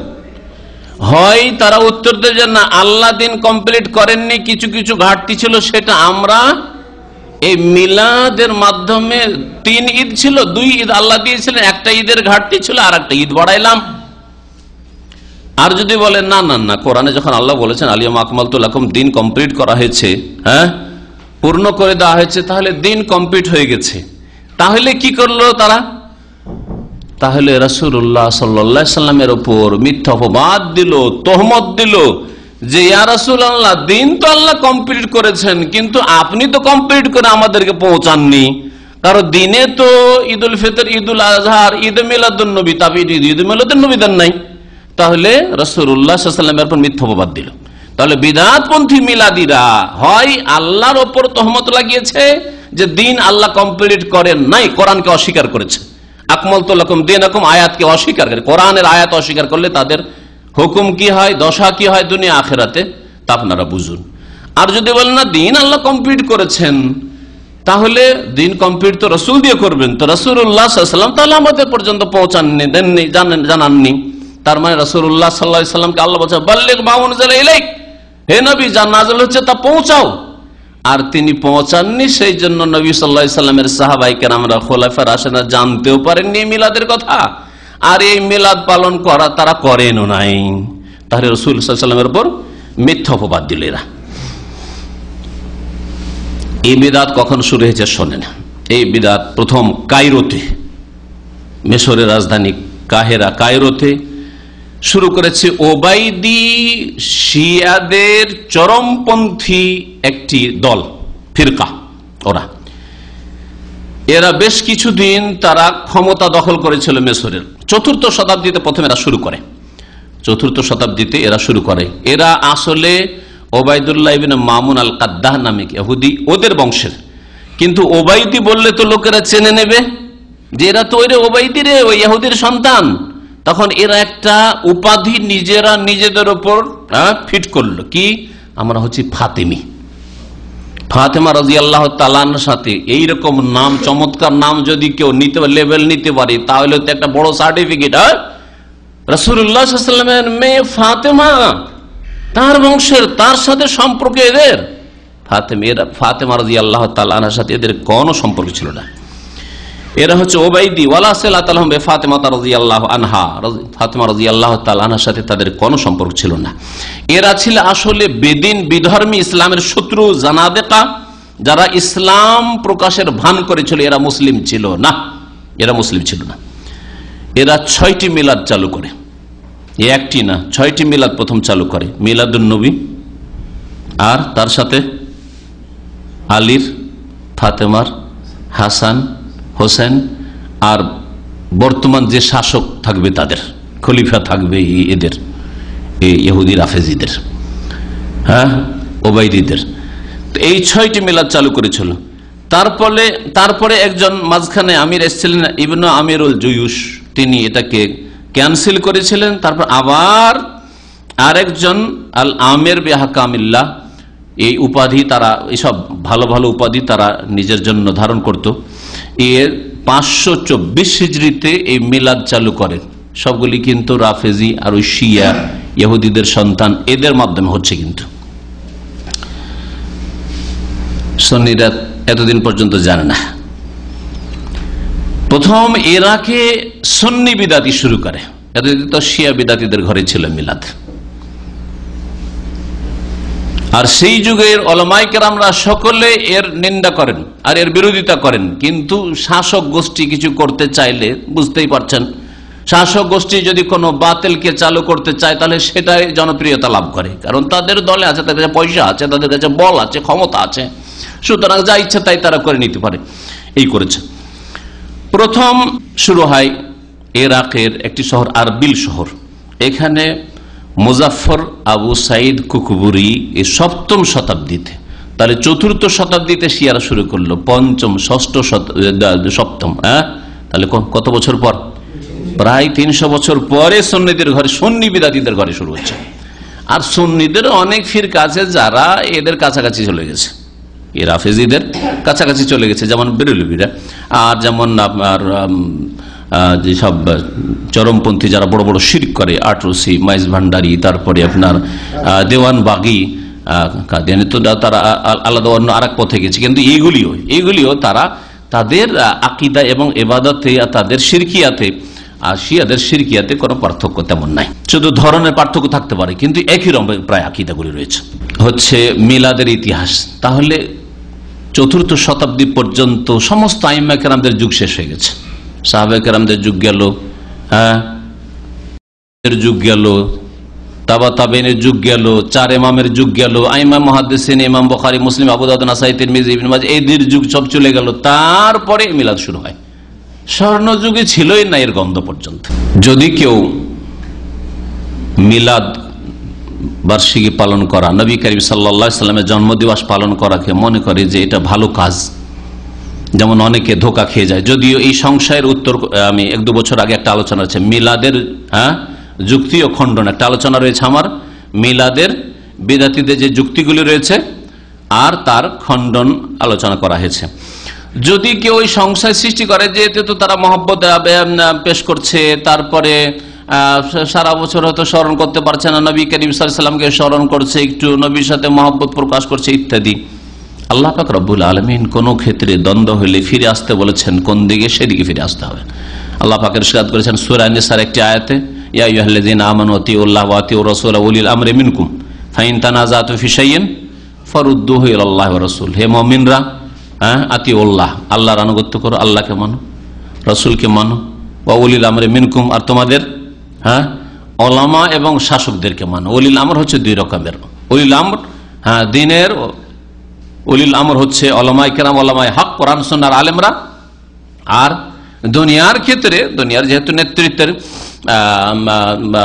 রয়েছে, যারা নেতৃত্বে রয়েছে তাদেরও আনুগত্য করতে বলা হয়েছে। এমনকি আপনার পারিবারিক অলিল আমর, আপনার হচ্ছে বাবা যদি বেঁচে থাকেন, বাবা, আর যদি আপনার 5 ভাইয়ের মধ্যে যেই ভাইকে আপনি আমির বানিয়েছেন অথবা বড় ভাই রয়েছে তার আনুগত্য করা, মায়ের আনুগত্য করা, সবগুলি উলুল আমরে শামিল। আপনি একটা প্রতিষ্ঠানে 10টা লোক, 10টা ওয়ার্কার কাজ করে, একটা মুআসসাসা, একটা কোম্পানিতে, একটা ব্যবসায়ী প্রতিষ্ঠানে, সেখানে একজন সুপারভাইজার রয়েছে বা যে বস রয়েছে বা মালিক রয়েছে, সে হচ্ছে উলিল আমর। আল্লাহ পাক রব্বুল আলামিন, আল্লাহ পাকের আনুগত্য, রাসূলের আনুগত্য, আর 3 নম্বরে নেতাদের আনুগত্য।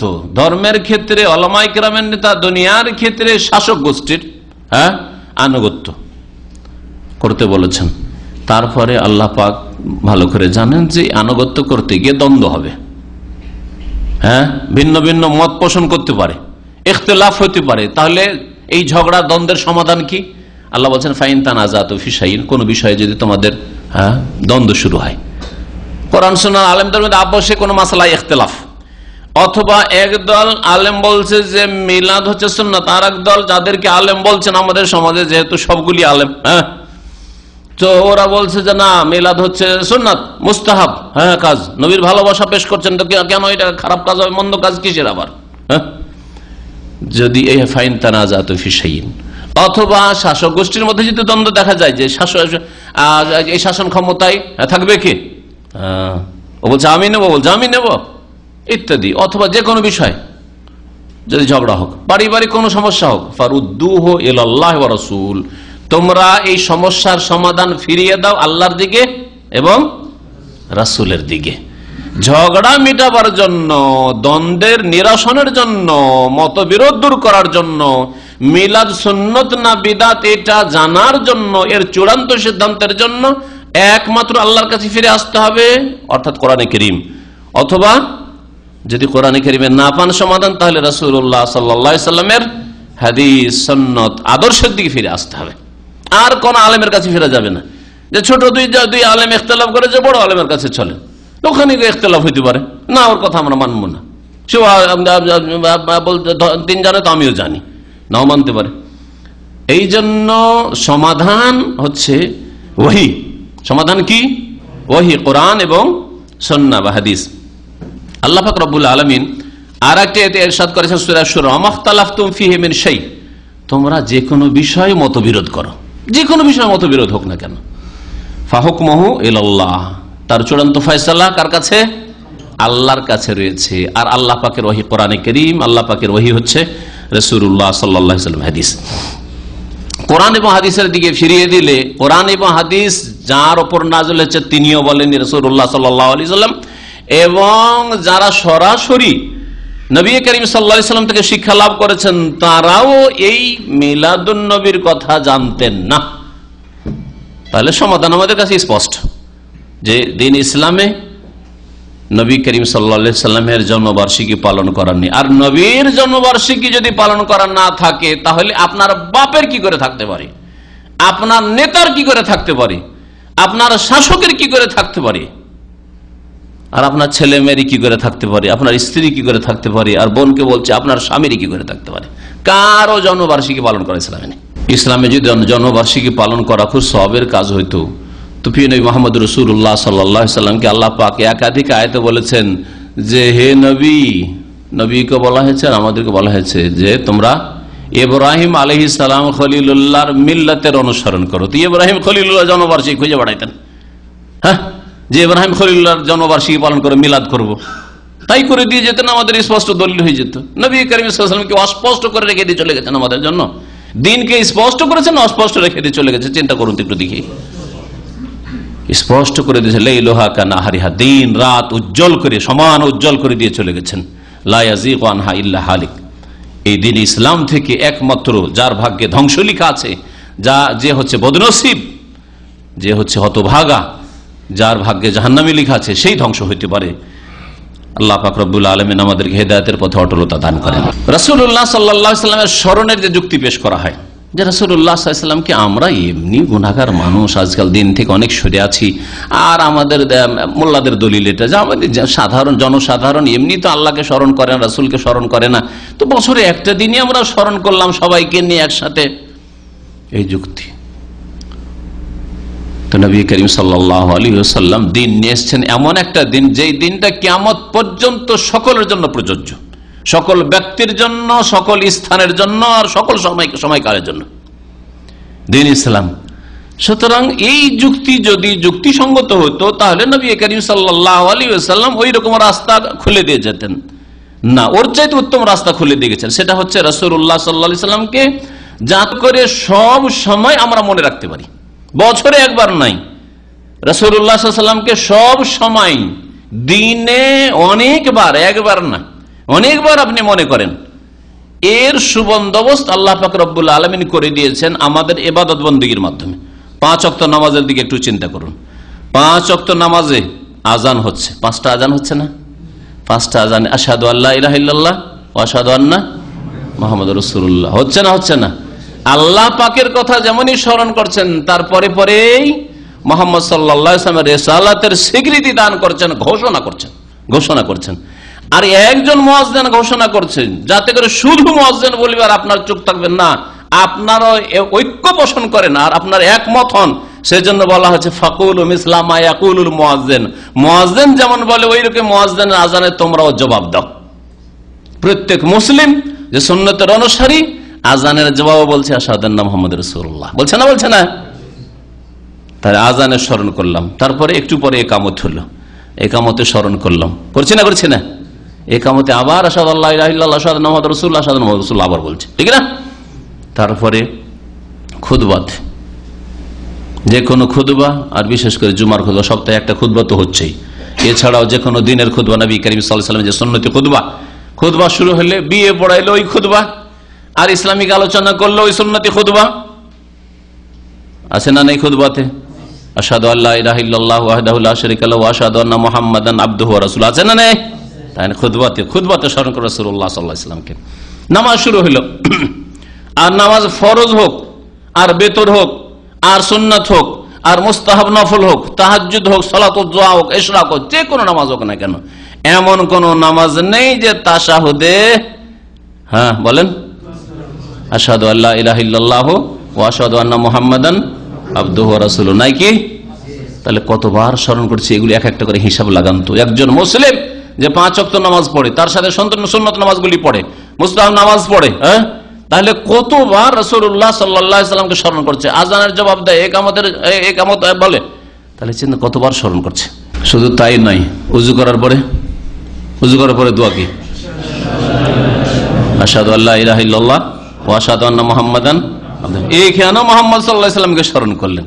দিনে কতবার উযু করছেন চিন্তা করুন তো দেখি। তারপরে নবী করিম সাল্লাল্লাহু আলাইহি ওয়াসাল্লামের নাম যখনই কানে আসছে, যেখানেই হোক না কেন, মুসলিম দেশে আছেন, রেডিওতে শুনছেন, নবীর নাম আসছে সাল্লাল্লাহু আলাইহি ওয়াসাল্লাম, রাস্তাঘাটে কারোর সাথে কথা বলতে নবীর নাম আসছে সাল্লাল্লাহু আলাইহি ওয়াসাল্লাম, আর ইসলামিক আলোচনায় বসলে তো বলতেই হবে না, নবীর নাম আসলেই সাল্লাল্লাহু আলাইহি ওয়াসাল্লাম। এটা হচ্ছে কোরআন সুন্নাহর আলেমের পরিচয়, নবী ভক্ত হওয়ার পরিচয়, নবীর সত্যিকার ভালোবাসার পরিচয়।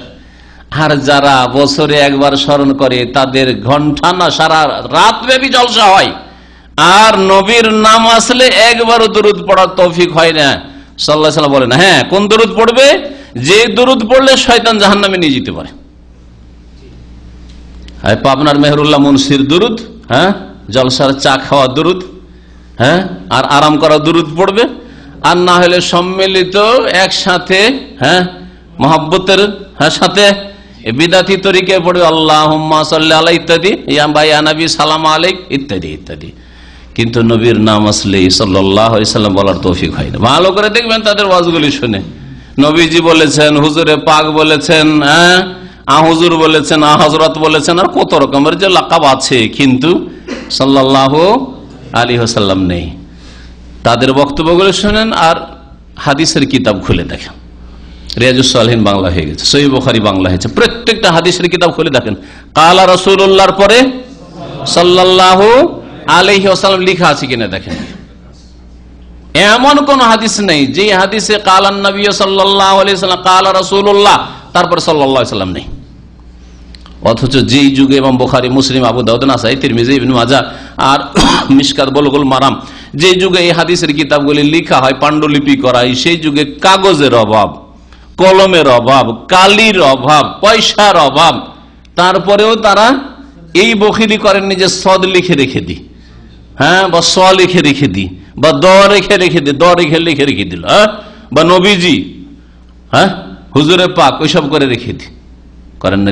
তো নবী করিম সাল্লাল্লাহু আলাইহি সাল্লামকে এইভাবে স্মরণ করবে, দিনে একজন মুসলিম কতবার স্মরণ করবে, তাহলে না আল্লাহর সাথে সম্পর্ক মজবুত হবে, আল্লাহ পাকের রাসূল সাল্লাল্লাহু আলাইহি সাল্লামের সাথে সম্পর্ক মজবুত হবে। আল্লামা ইবনে বাজ রাহমাতুল্লাহি আলাইহি, তাকে এই মিলাদ সম্পর্কে জিজ্ঞেস করা হয়, তার ফতোয়ার কিতাবে এই ফতোয়াটি উল্লেখ করা হয়েছে। আমি আপনাদের অবগতির জন্য শোনাতে চাইছি, কারণ এই যুগের সবচেয়ে বড় একজন আলেম তিনি। তো তার মতটি শোনেন, যারা কোরআন সুন্নাহর খেদমতে জীবনটাকে তারা উৎসর্গ করেছেন। বলছেন, ওয়াকাদ সুইলা সামাহাতুল ইমাম ইবনে বাজ রাহমাতুল্লাহি আলাইহি, আল্লামা ইমাম ইবনে বাজ রাহমাতুল্লাহি আলাইহিকে জিজ্ঞেস করা হয় আনিল মাউলিদ, মিলাদ সম্পর্কে। তখন তিনি জবাব বলেন, ফাকাত তাকাররারা সুআল মিন কাসিরিন আন হুকমিল ইহতিফাল বিমাউলিদিন নবী সাল্লাল্লাহু আলাইহি ওয়াসাল্লাম। অনেক লোকেই এই নবী করিম সাল্লাল্লাহু আলাইহি ওয়াসাল্লামের মিলাদ সম্পর্কে জিজ্ঞাসা করছে, সেই জন্য আমি এর জবাব দেওয়া ভালো মনে করছি। এবং তার সাথে সাথে জিজ্ঞাসাকারী আরো জিজ্ঞাসা করেছে যে এই মিলাদ মাহফিল অনুষ্ঠানের সময় কিয়াম করা এবং সম্মিলিত সালাম করা ইত্যাদি ইত্যাদি সব বিষয় সম্পর্কে জিজ্ঞেস করেছে। অল জবাব, এর জবাব সংক্ষিপ্ত, তিনি বলছেন, লা ইয়াজুজ আল ইহতিফাল বিমাউলিদির রাসূল সাল্লাল্লাহু আলাইহি ওয়াসাল্লাম, রাসূলুল্লাহ সাল্লাল্লাহু আলাইহি ওয়াসাল্লামের জন্ম উপলক্ষে কোন অনুষ্ঠান করা, মাহফিল করা বা এটাকে ঈদ উৎসব মনে করা জায়েজ নয়। ওয়ালা গায়রে, আন্না অন্য কারো জায়েজ, অন্য কারো জায়েজ নয়, কোন মানুষের জায়েজ নয়। কেন জায়েজ নয়? লিআন্না যালিকা মিনাল বিদআল মুহদাসা ফিদ্দিন, কারণ এটি হচ্ছে ধর্মে নতুন আবিষ্কৃত বিষয়। কারণ রাসূলুল্লাহ সাল্লাল্লাহু আলাইহি ওয়াসাল্লাম এটা করেননি। লিআন্না রাসূল সাল্লাল্লাহু আলাইহি ওয়াসাল্লাম লাম ইয়াফআলহু ওয়ালা খুলাফাউর রাশিদিন, না খুলাফায়ে রাশিদিনরা করেছেন, ওয়ালা গায়রুহুম মিনাস সাহাবাতি রিদওয়ানুল্লাহি আলাল জামি, না সাহাবায়ে কেরাম রিদওয়ানুল্লাহ আলাইহিম আজমাইন করেছেন, ওয়ালা তাবিউন লাহুম বিইহসান, না তাবেঈনরা করেছেন যারা সাহাবায়ে কেরামকে দেখেছেন, ফিল কুরুনিল মুফাদ্দালা, স্বর্ণ যুগে, ওয়াহুম আ'লামুন নাস বিসুন্নাহ, অথচ তারা সুন্নাত সম্পর্কে, হাদিস সম্পর্কে সবচেয়ে বেশি জানতেন। নবী করিম সাল্লাল্লাহু আলাইহি ওয়াসাল্লামের পরে খুলাফায়ে রাশিদিন আবু বকর 2 বছরের বেশি থেকেছেন, শোয়েদ 2 বছরের মতো। উমর রাদিয়াল্লাহু 10 বছর খলিফা থেকেছেন, করেননি তিনি। কত বছর হলো? 10 2 12 বছর। উসমান রাদিয়াল্লাহু তাআলা 13 বছর কাছাকাছি খেলাফত করেছেন, হ্যাঁ, তিনি করেননি। কত হইল? 25। তারপরে আলী রাদিয়াল্লাহু তাআলা 4.5 বছরের কাছাকাছি খেলাফত করেছেন, কত হইল? 29.5। হাসান রাদিয়াল্লাহু তাআলা আনহু, আলী রাদিয়াল্লাহু তাআলা আনহু ছেলে নবী করিম সাল্লাল্লাহু আলাইহি ওয়াসাল্লামের বড় নাতি হাসান, তিনি 6 মাসের মতো খেলাফত করেছেন, কত হইল?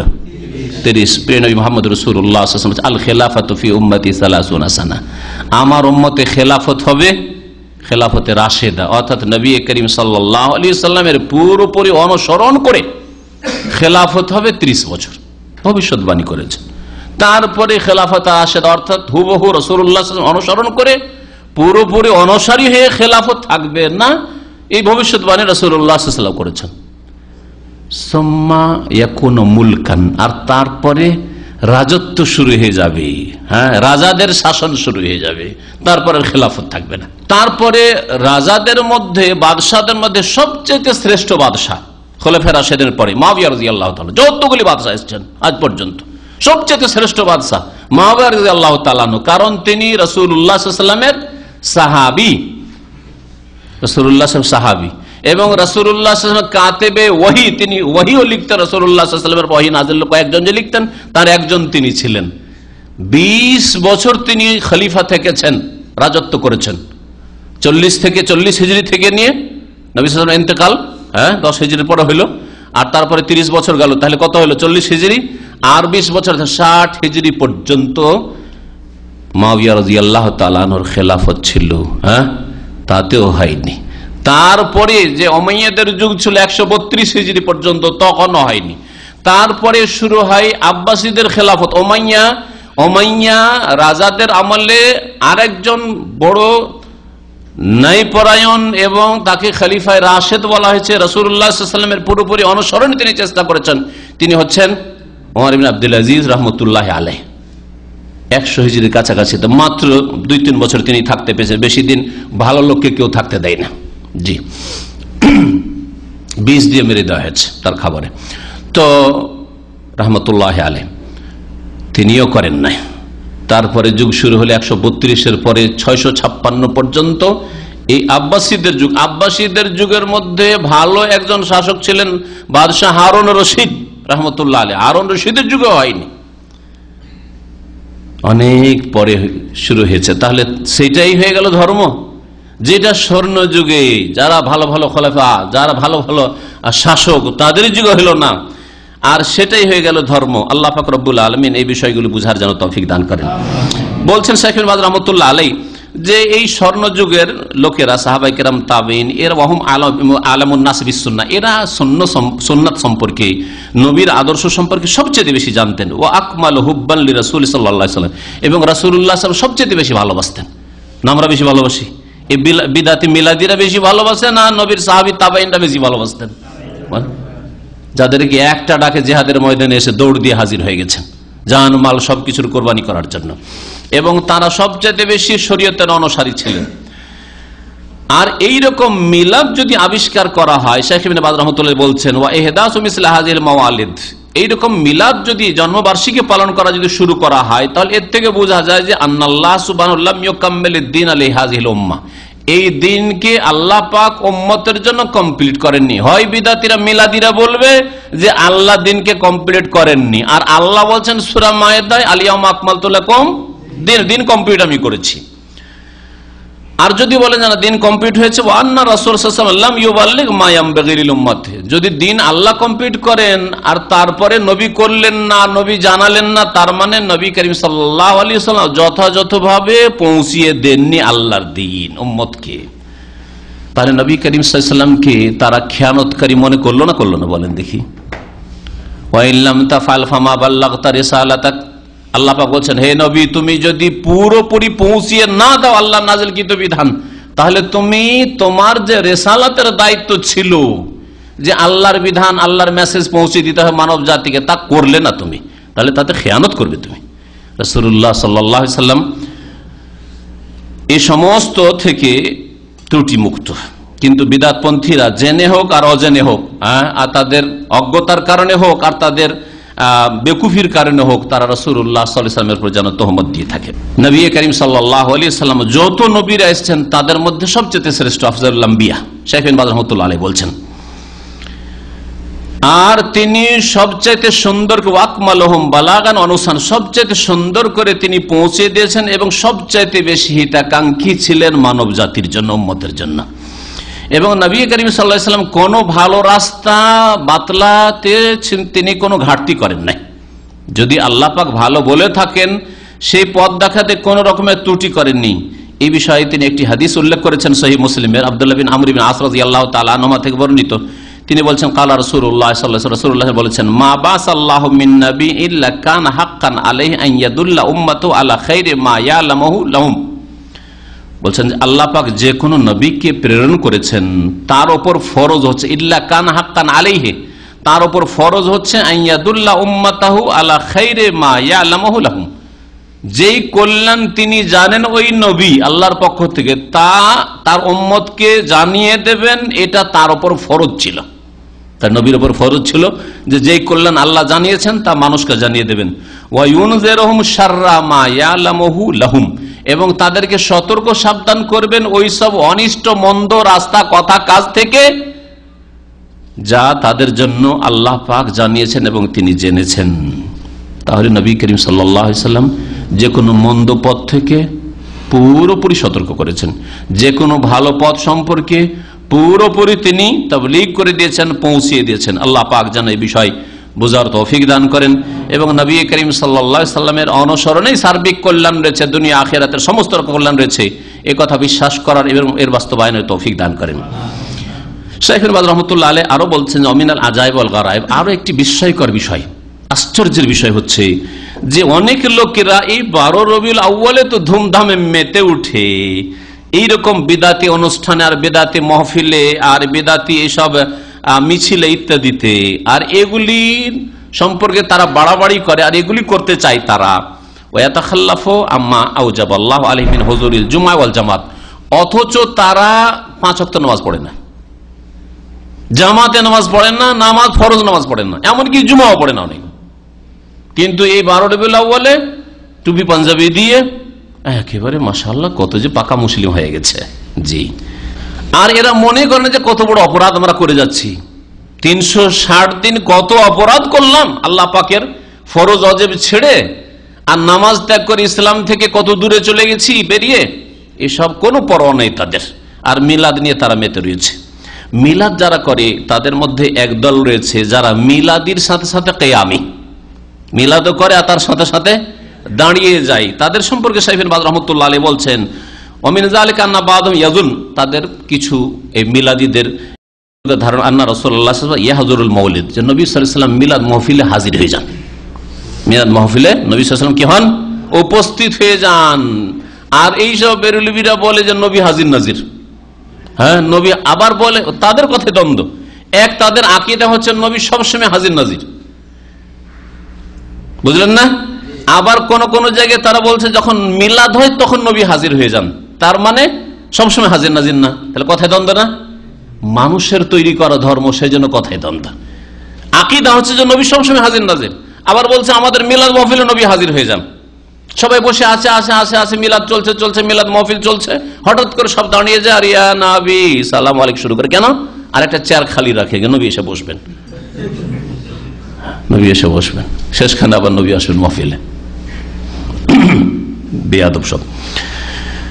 বলছেন শাইখ ইবনে বাজ রাহমাতুল্লাহ আলাইহি, ওয়ালিহাযা ইয়াকুমুনা লাহু মুহিয়িনা ওয়া মুরাহিবিন, এই জন্য তারা নবী সাল্লাল্লাহু আলাইহি ওয়াসাল্লামকে অভিনন্দন জানাবার জন্য, আহলান সাহা মারহাবা করার জন্য তারা কিয়াম করা শুরু করে, দাঁড়িয়ে যায়।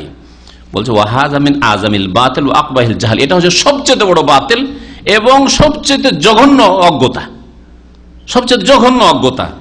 কারণ ফাইন্না রাসূলুল্লাহ সাল্লাল্লাহু আলাইহি ওয়াসাল্লাম লা ইয়াখরুজু মিন কবরিহি ক্বাবলা ইয়াউমিল কিয়ামা, কিয়ামতের পূর্বে রাসূলুল্লাহ সাল্লাল্লাহু আলাইহি ওয়াসাল্লাম কবর থেকে কখনো বের হবেন না। শুনে রাখা ভালো করে, নবী সাল্লাল্লাহু আলাইহি ওয়াসাল্লাম কবর থেকে কিয়ামত হওয়ার আগে কখনো বের হবেন না। ওয়ালা ইয়াত্তাসিল বিআহাদি মিনান নাস, আর কারো সাথে কখনো কোনো যোগাযোগও করবেন না, যে কারো সাথে কথা বলবেন, কাউকে এসে রুটি দিবেন। রুটি দেওয়ার ঘটনা জানেন না? আমাদের তবলিগী ভাইদের কিতাব আছে ফাজিলা বলে, রুটি দেন। মসজিদে নববীতে এসে শুয়ে গেছে ক্ষুধার্ত অবস্থা, ইয়া রাসূলুল্লাহ অনেক দূর থেকে এসেছি আর খুব ক্লান্ত হয়ে এসেছি আর ক্ষুধার্ত আছে আর পকেটে পয়সা নেই, আপনার মেহমান হয়েছে, আপনি কি খাওয়াবেন আপনি বুঝেন, এই বলে ঘুমিয়ে পড়েছে। ঘুমিয়ে গেছে আর এক রুটি নিয়ে নবী সাল্লাল্লাহু আলাইহি ওয়াসাল্লাম হাজির হয়ে গেছেন। আরে স্বপ্নের রুটি হলে স্বপ্নেই খাওয়া যায় না, জাগ্রত খাওয়া যায়?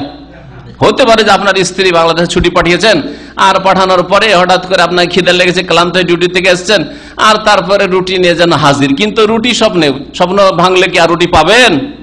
ভাত পাবেন না। কিন্তু এই মোল্লাজি পায়, এ মোল্লাজি পায়। বলছে যে অর্ধেক রুটি আমার খাওয়া হয়েছে আর ঘুম ভেঙে গেছে। যেমন ঘুম ভেঙে গেছে দেখি আধি রুটি মেরে হাত মে হ্যায়, অর্ধেক রুটি হাতেই আছে অলরেডি। বলছে যে বাকি অর্ধেক রুটি যে বেঁচে ছিল ওটা জাগ্রত অবস্থায় খেলাম। শাইখ ইবনে বাজ এদেরকে বলছেন যে এগুলি হচ্ছে যে বাতিল কথা, আর এগুলি হচ্ছে জাহেল মূর্খদের কথা। নবী করিম সাল্লাল্লাহু আলাইহি ওয়াসাল্লাম কিয়ামতের আগে না বেরোবেন কবর থেকে আর না কারোর সাথে যোগাযোগ করবেন। আর এদের কিতাবে যাদের কথা বললাম একটু আগে, এদের কিতাবে এক জায়গায় না 10-এর বেশি জায়গা আছে যে নবী করিম সাল্লাল্লাহু আলাইহি ওয়াসাল্লামের কবরের কাছে গিয়ে দুরুদ সালাম পড়তেই সালামের জবাব চলে এলো। আর কয়েক জায়গায় আছে, 2-3 জায়গায় আছে হাত বেরিয়ে চলে এলো মুসাফার জন্য। আহমদ রেফাই মুসাফা করলো, মেসরের এক পীর বন্ড, আর আব্দুল কাদের জিলানীও মুসাফা করলো। 555 হিজরির ঘটনা, সব বাতিল মিথ্যা কথা। যদি হাতি বেরোবে আর সালামের জবাব আসবে তো প্রথম আবু বকর থেকে শুরু হবে, হ্যাঁ, উমর উসমান আলী থেকে শুরু হবে, তাদের জন্য হাত বের হওয়া শুরু হবে আর তাদের জন্য সালামের জবাব আসা শুরু হবে। আর মা আয়েশা থেকে শুরু হবে, বিবিদের মধ্যে মা আয়েশা থেকে শুরু হবে।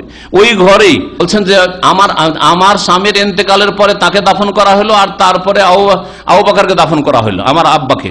ততদিন পর্যন্ত আমি মাথায় কাপড় না দিয়ে কবর কাছে তার ওই ঘরে যখন তখন ঢুকতাম, কারণ আমার স্বামী শুয়ে আছেন আর না হলে আমার আব্বা পিতা শুয়ে আছেন, মাহরাম স্বামী না হয় মাহরাম আব্বা।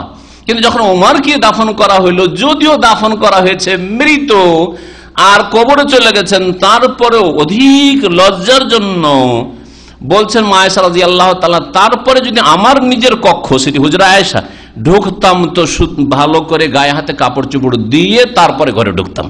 তো মা আয়েশার জন্য তো জীবনে একবারও হাত বেরিয়ে আসলো না, কিন্তু তবলিগি ভাইদের ফাজাইল আমলে আছে যে ওদের মুরব্বীদের জন্য বারবার করে হাত বেরিয়ে আসে, আর অনেকবারই ওয়ালাইকুম সালাম ওয়ালাইকুম সালাম জবাব আসে। শেখ রহমতুল্লাহ আলাইহি বলছেন যে না, কারো সাথে তিনি যোগাযোগ ওয়ালা ইয়াহজুর ইজতিমা হন, না তাদের ইজতিমাতে হাজির হবেন, আর না তাদের কোন অনুষ্ঠানে মাহফিলে হাজির হবেন, তাদের মিলাদ মাহফিলে, বাল হুয়া মুকিমুন ফি কবরিহি ইলা ইয়াউমিল কিয়ামা, বরং রাসূলুল্লাহ সাল্লাল্লাহু আলাইহি ওয়াসাল্লাম তার কবরেই অবস্থান করছেন কিয়ামত পর্যন্ত।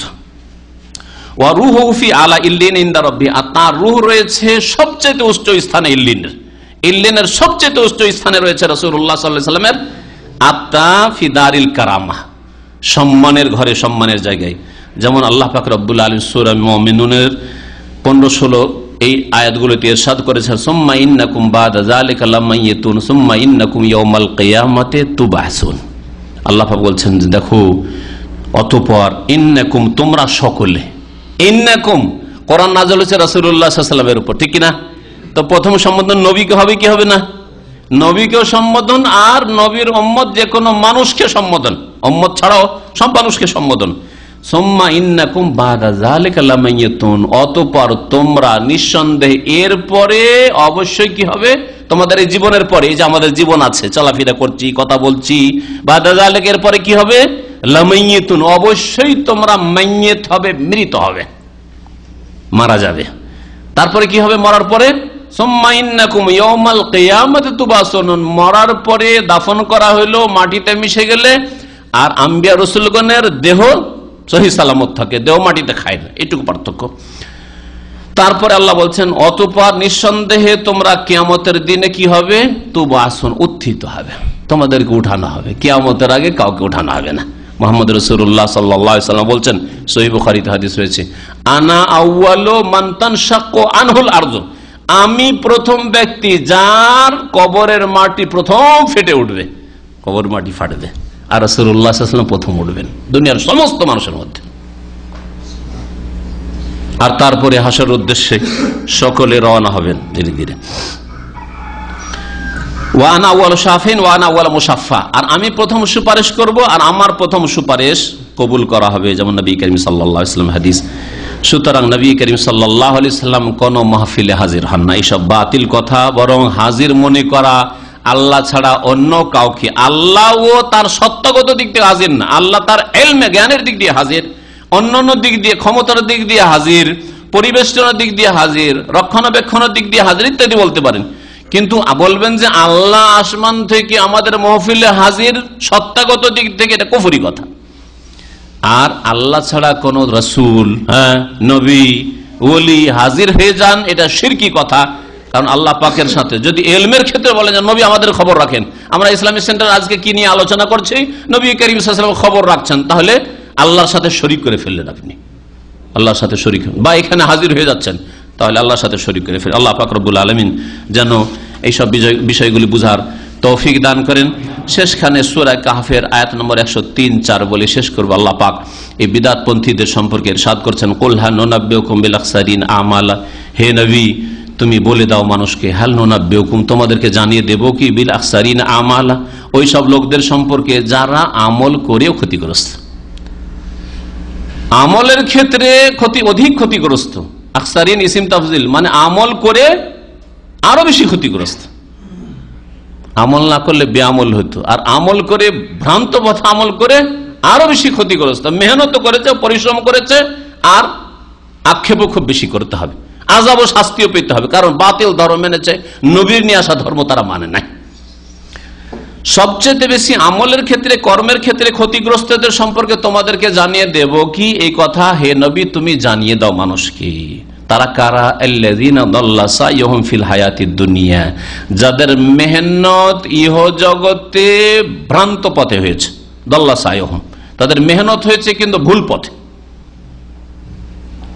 ফিল হায়াতিদ দুনিয়া, দুনিয়া যেহেতু মেহনতের জগৎ, কর্মের জগৎ, এখানে কোনটা করবেন কোনটা করবেন না, সুন্নাত করবেন বিদআত করবেন না, তাওহীদের কাজ করবেন শিরকের কাজ করবেন না, আল্লাহর ইবাদত করবেন গায়রুল্লাহর ইবাদত করবেন, নবীর তরিকায় চলবেন, অন্য কোন তরিকায় চলবেন না, ঈদ উল ফিতর, ঈদ উল আজহা করবেন, কিন্তু ঈদে মিলাদুন নবী করবেন না। আল্লাযীনা দাল্লা সায়হুম ফিল হায়াতিদ দুনিয়া, যারা পার্থিব জগতে যাদের মেহনত পরিশ্রম ভুল পথে হয়েছে, ওয়াহুম ইয়াহসাবুন, তারপরেও তাদের এই ভুল ধারণা ছিল যে আন্নাহুম ইউহসিনুনা সুনআ, যে তারা ভালোই কাজ করে যাচ্ছে, মিলাদ খুব ভালোই কাজ করছে, ঈদে মিলাদুন নবী খুব ভালো কাজ করছি, নবীকে এই রবিউল আউয়াল মাসে স্মরণ করছি, খুব ভালো কাজ করছি। অনেক লোকের এখানে প্রবাসীরা আছে যারা এই সময় ভালো সুযোগ পেয়েছে, বিশেষ করে সৌদি আরবে বিদাতি প্রবাসীরা আছে, বলছেন নবীর মিলাদটা মদিনা শরীফে গিয়ে করবো। নবীর মিলাদটা কোথায় করব? মদিনা শরীফ। ওমরা অফিসগুলো জিজ্ঞেস করেন, হ্যাঁ প্রায় ওরা আমাকে বললো, ওমরা অফিসওয়ালাগুলো প্রায় কাস্টমারগুলি সব মিলাদি, সব মিলাদ করার জন্য যাচ্ছে। কালকেও গিয়েছে, আজকে গেছে, অধিকাংশ এই সপ্তাহের কাস্টমারগুলি সব মিলাদি কাস্টমার গিয়েছে এই জন্য যে মক্কায় গিয়ে উমরাটা করে মদিনায় যাতে করে 12 রবিউল পাই, 12 রবিউল আউয়াল পাই। এ হচ্ছে উদ্দেশ্য তাদের। আল্লাহ পাক রব্বুল আলামিন যেন হেদায়েত দান করেন গোমরাহদেরকে, আর যারা হেদায়েতের পথে আছেন তারাকে আল্লাহ পাক রব্বুল আলামিন যেন অটলতা দান করেন, দ্বীনের উপর কায়েম রাখেন, দ্বীনের দাওয়াত দেওয়ার তৌফিক দান করেন, সহিহ আকীদার দাওয়াত দেওয়ার তৌফিক দান করেন, সুন্নাতের অনুসরণের তৌফিক যেন দান করেন। শেষখানে 2-3টি প্রশ্ন করি এই মিলাদি ভাইদেরকে। এই যে মিলাদ তারা শুরু করেছেন, নবী করিম সাল্লাল্লাহু আলাইহি ওয়াসাল্লাম এই মিলাদ সম্পর্কে জানতেন না জানতেন না? তাদের কাছে প্রশ্ন, তারা কি জবাব দেবে? যদি জবাব দেয়, দুটো দিক হলো প্রশ্নে, তাই না? হয় জানতেন, না হয় জানতেন না। একটা প্রশ্ন, যদি বলে যে নবী করিম সাল্লাল্লাহু আলাইহি ওয়াসাল্লাম না জানতেন না, আমরা জেনেছি, তাহলে এরা কত বড় মিথ্যাবাদ দেয় যে নবী করিম সাল্লাল্লাহু সবচেয়ে বড় মুআল্লিম, যিনি মানব জাতির সবচেয়ে বড় যিনি ওস্তাদ, তার সম্পর্কে এইরকম ধারণা যে নবী মিলাদ সম্পর্কে জানতেন না, আমরা জেনেছি। এই তরিকাটা সুন্দর তরিকা, আমরা জেনেছি।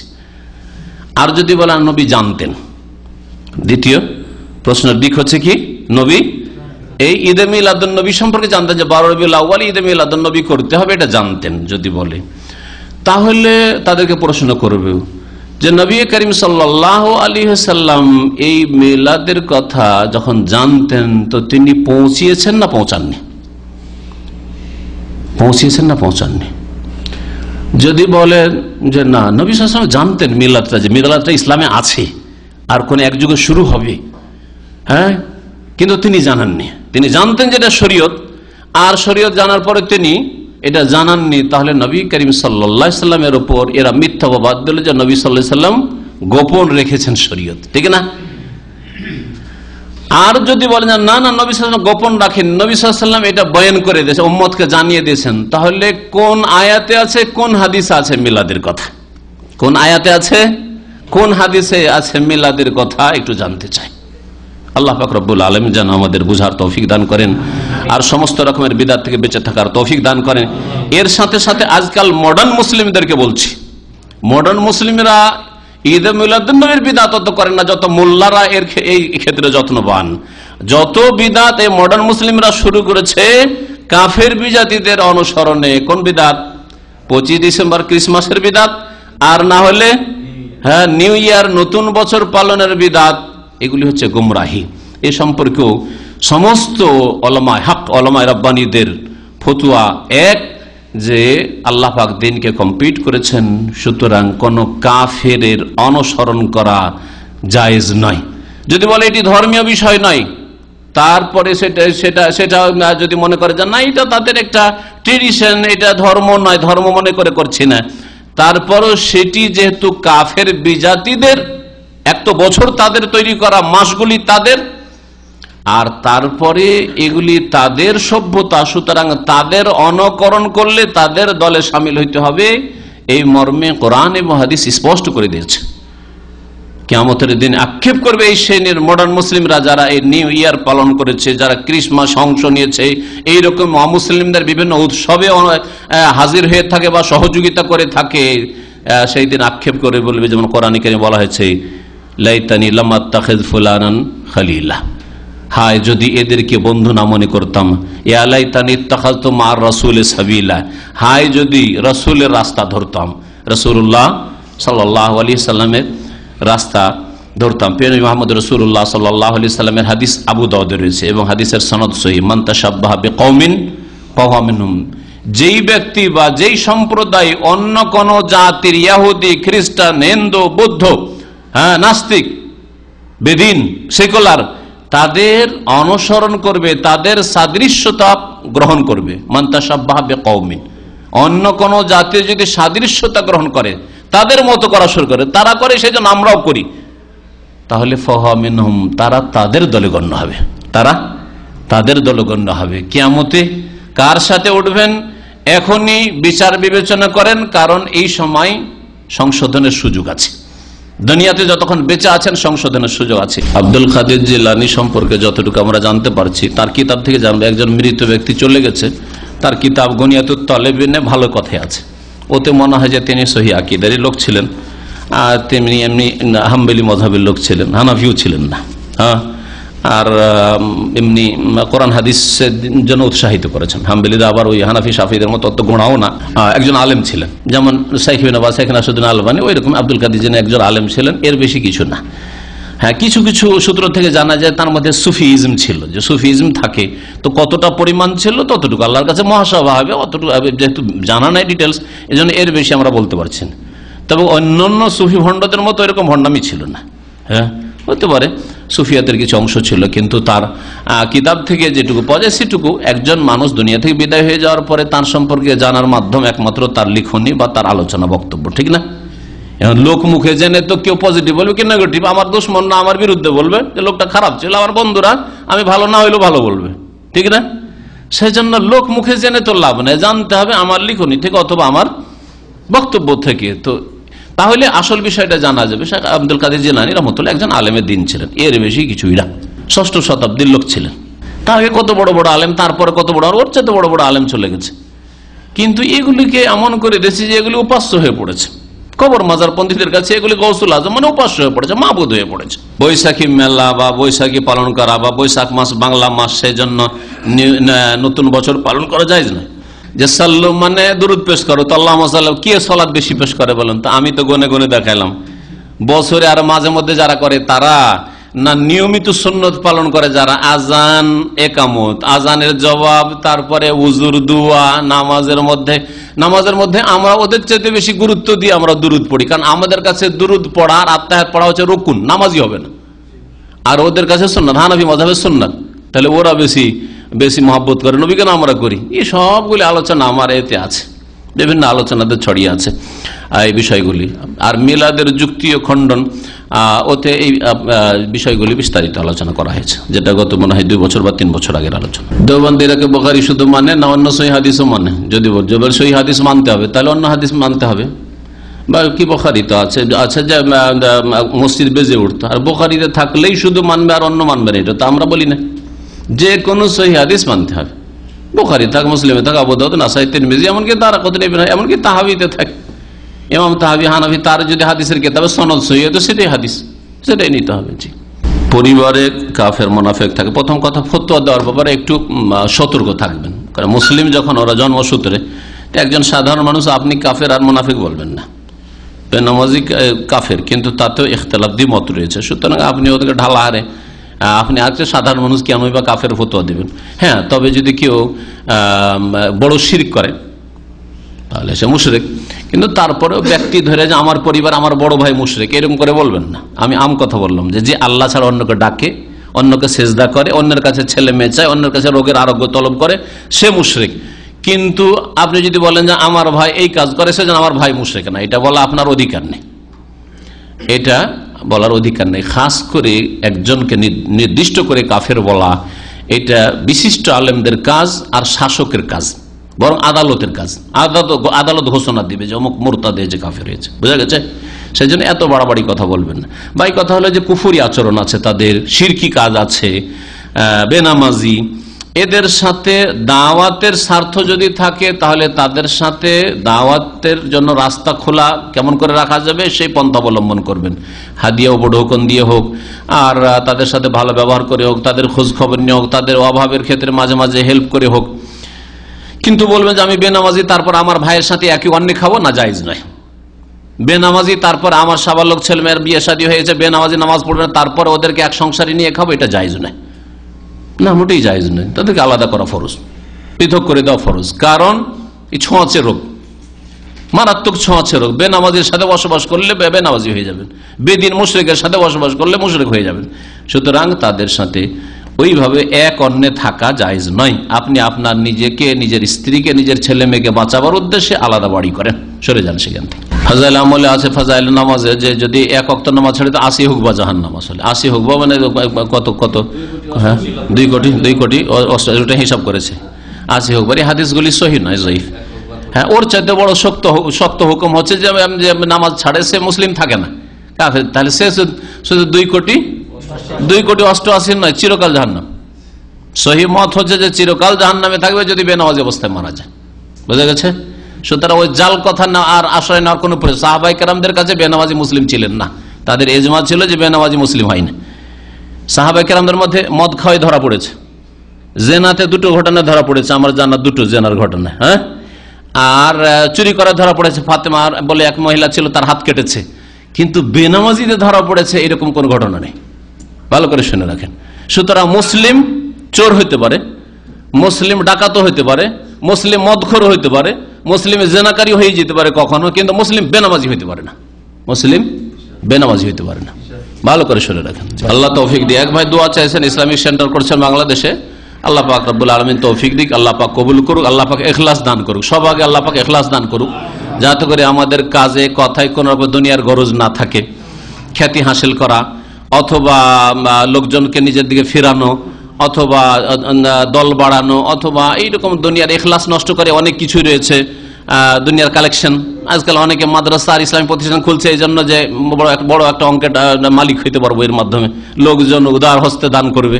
তো এইসব যেন দুনিয়ার গরজ না থাকে, আল্লাহ পাক হেফাজত করে এইসব থেকে। জি, আল্লাহ পাক ইখলাসের সাথে, আর যত ইখলাস থাকবে তত আল্লাহ বরকত দেবে, এটা বাস্তব সত্য। নবীর জীবনী থেকে একটা গুরুত্বপূর্ণ শিক্ষা যে 23 বছরে এমন ইনকিলাব তিনি নিয়ে এসেছেন যেটা 1000 বছরে কেউ পারে নাই। কিসের বদৌলতে? বলছেন যে সবচেয়ে বেশি ইখলাস ছিল, সবচেয়ে বেশি বরকত। আপনি যদি 50টা বছরই বাঁচেন, আপনি 200 বছরের লোকের চাইতে, বেঁচে থাকার লোকের চাইতে বেশি কাজ করতে পারে যদি আপনার মধ্যে ইখলাস থাকে। আর আপনি যদি 100-150 বছর বাঁচেন, ইখলাস না থাকে তো ওই কাজে কোনো বরকত আল্লাহ দেবেন। আল্লাহ পাক রব্বুল আলামিন প্রত্যেক স্তরের মুসলিমকে দ্বীন ইসলামের দিকে ফিরে আসার যেন তৌফিক দান করেন, তাওহীদ এবং সুন্নতের দিকে ফিরে আসার যেন তৌফিক দান করেন। শিরক বিদআত থেকে, কুসংস্কার থেকে, কাফের বিজাতিদের, ইসলামের শত্রুদের কুসংস্কার থেকে আর পাপের রাস্তাগুলি থেকে আল্লাহ ফিরে আসার যেন আমাদের তৌফিক দান করেন। দ্বীন ইসলামের খিদমত করার জন্য তৌফিক দান করেন। রাসূলুল্লাহ সাল্লাল্লাহু আলাইহি ওয়াসাল্লাম নিয়ে আসা দ্বীনকে শক্তিশালী করার জন্য আল্লাহ পাক রব্বুল আলামিন যতটুকু আল্লাহ তৌফিক দিয়েছেন, আল্লাহ পাক তাতে অংশ নেওয়ার জন্য তৌফিক দান করেন। সুবহান রাব্বিকা রাব্বিল ইজ্জাতি আম্মা ইয়াসিফুন ওয়া সালামুন আলাল মুরসালিন ওয়ালহামদুলিল্লাহি রাব্বিল আলামিন।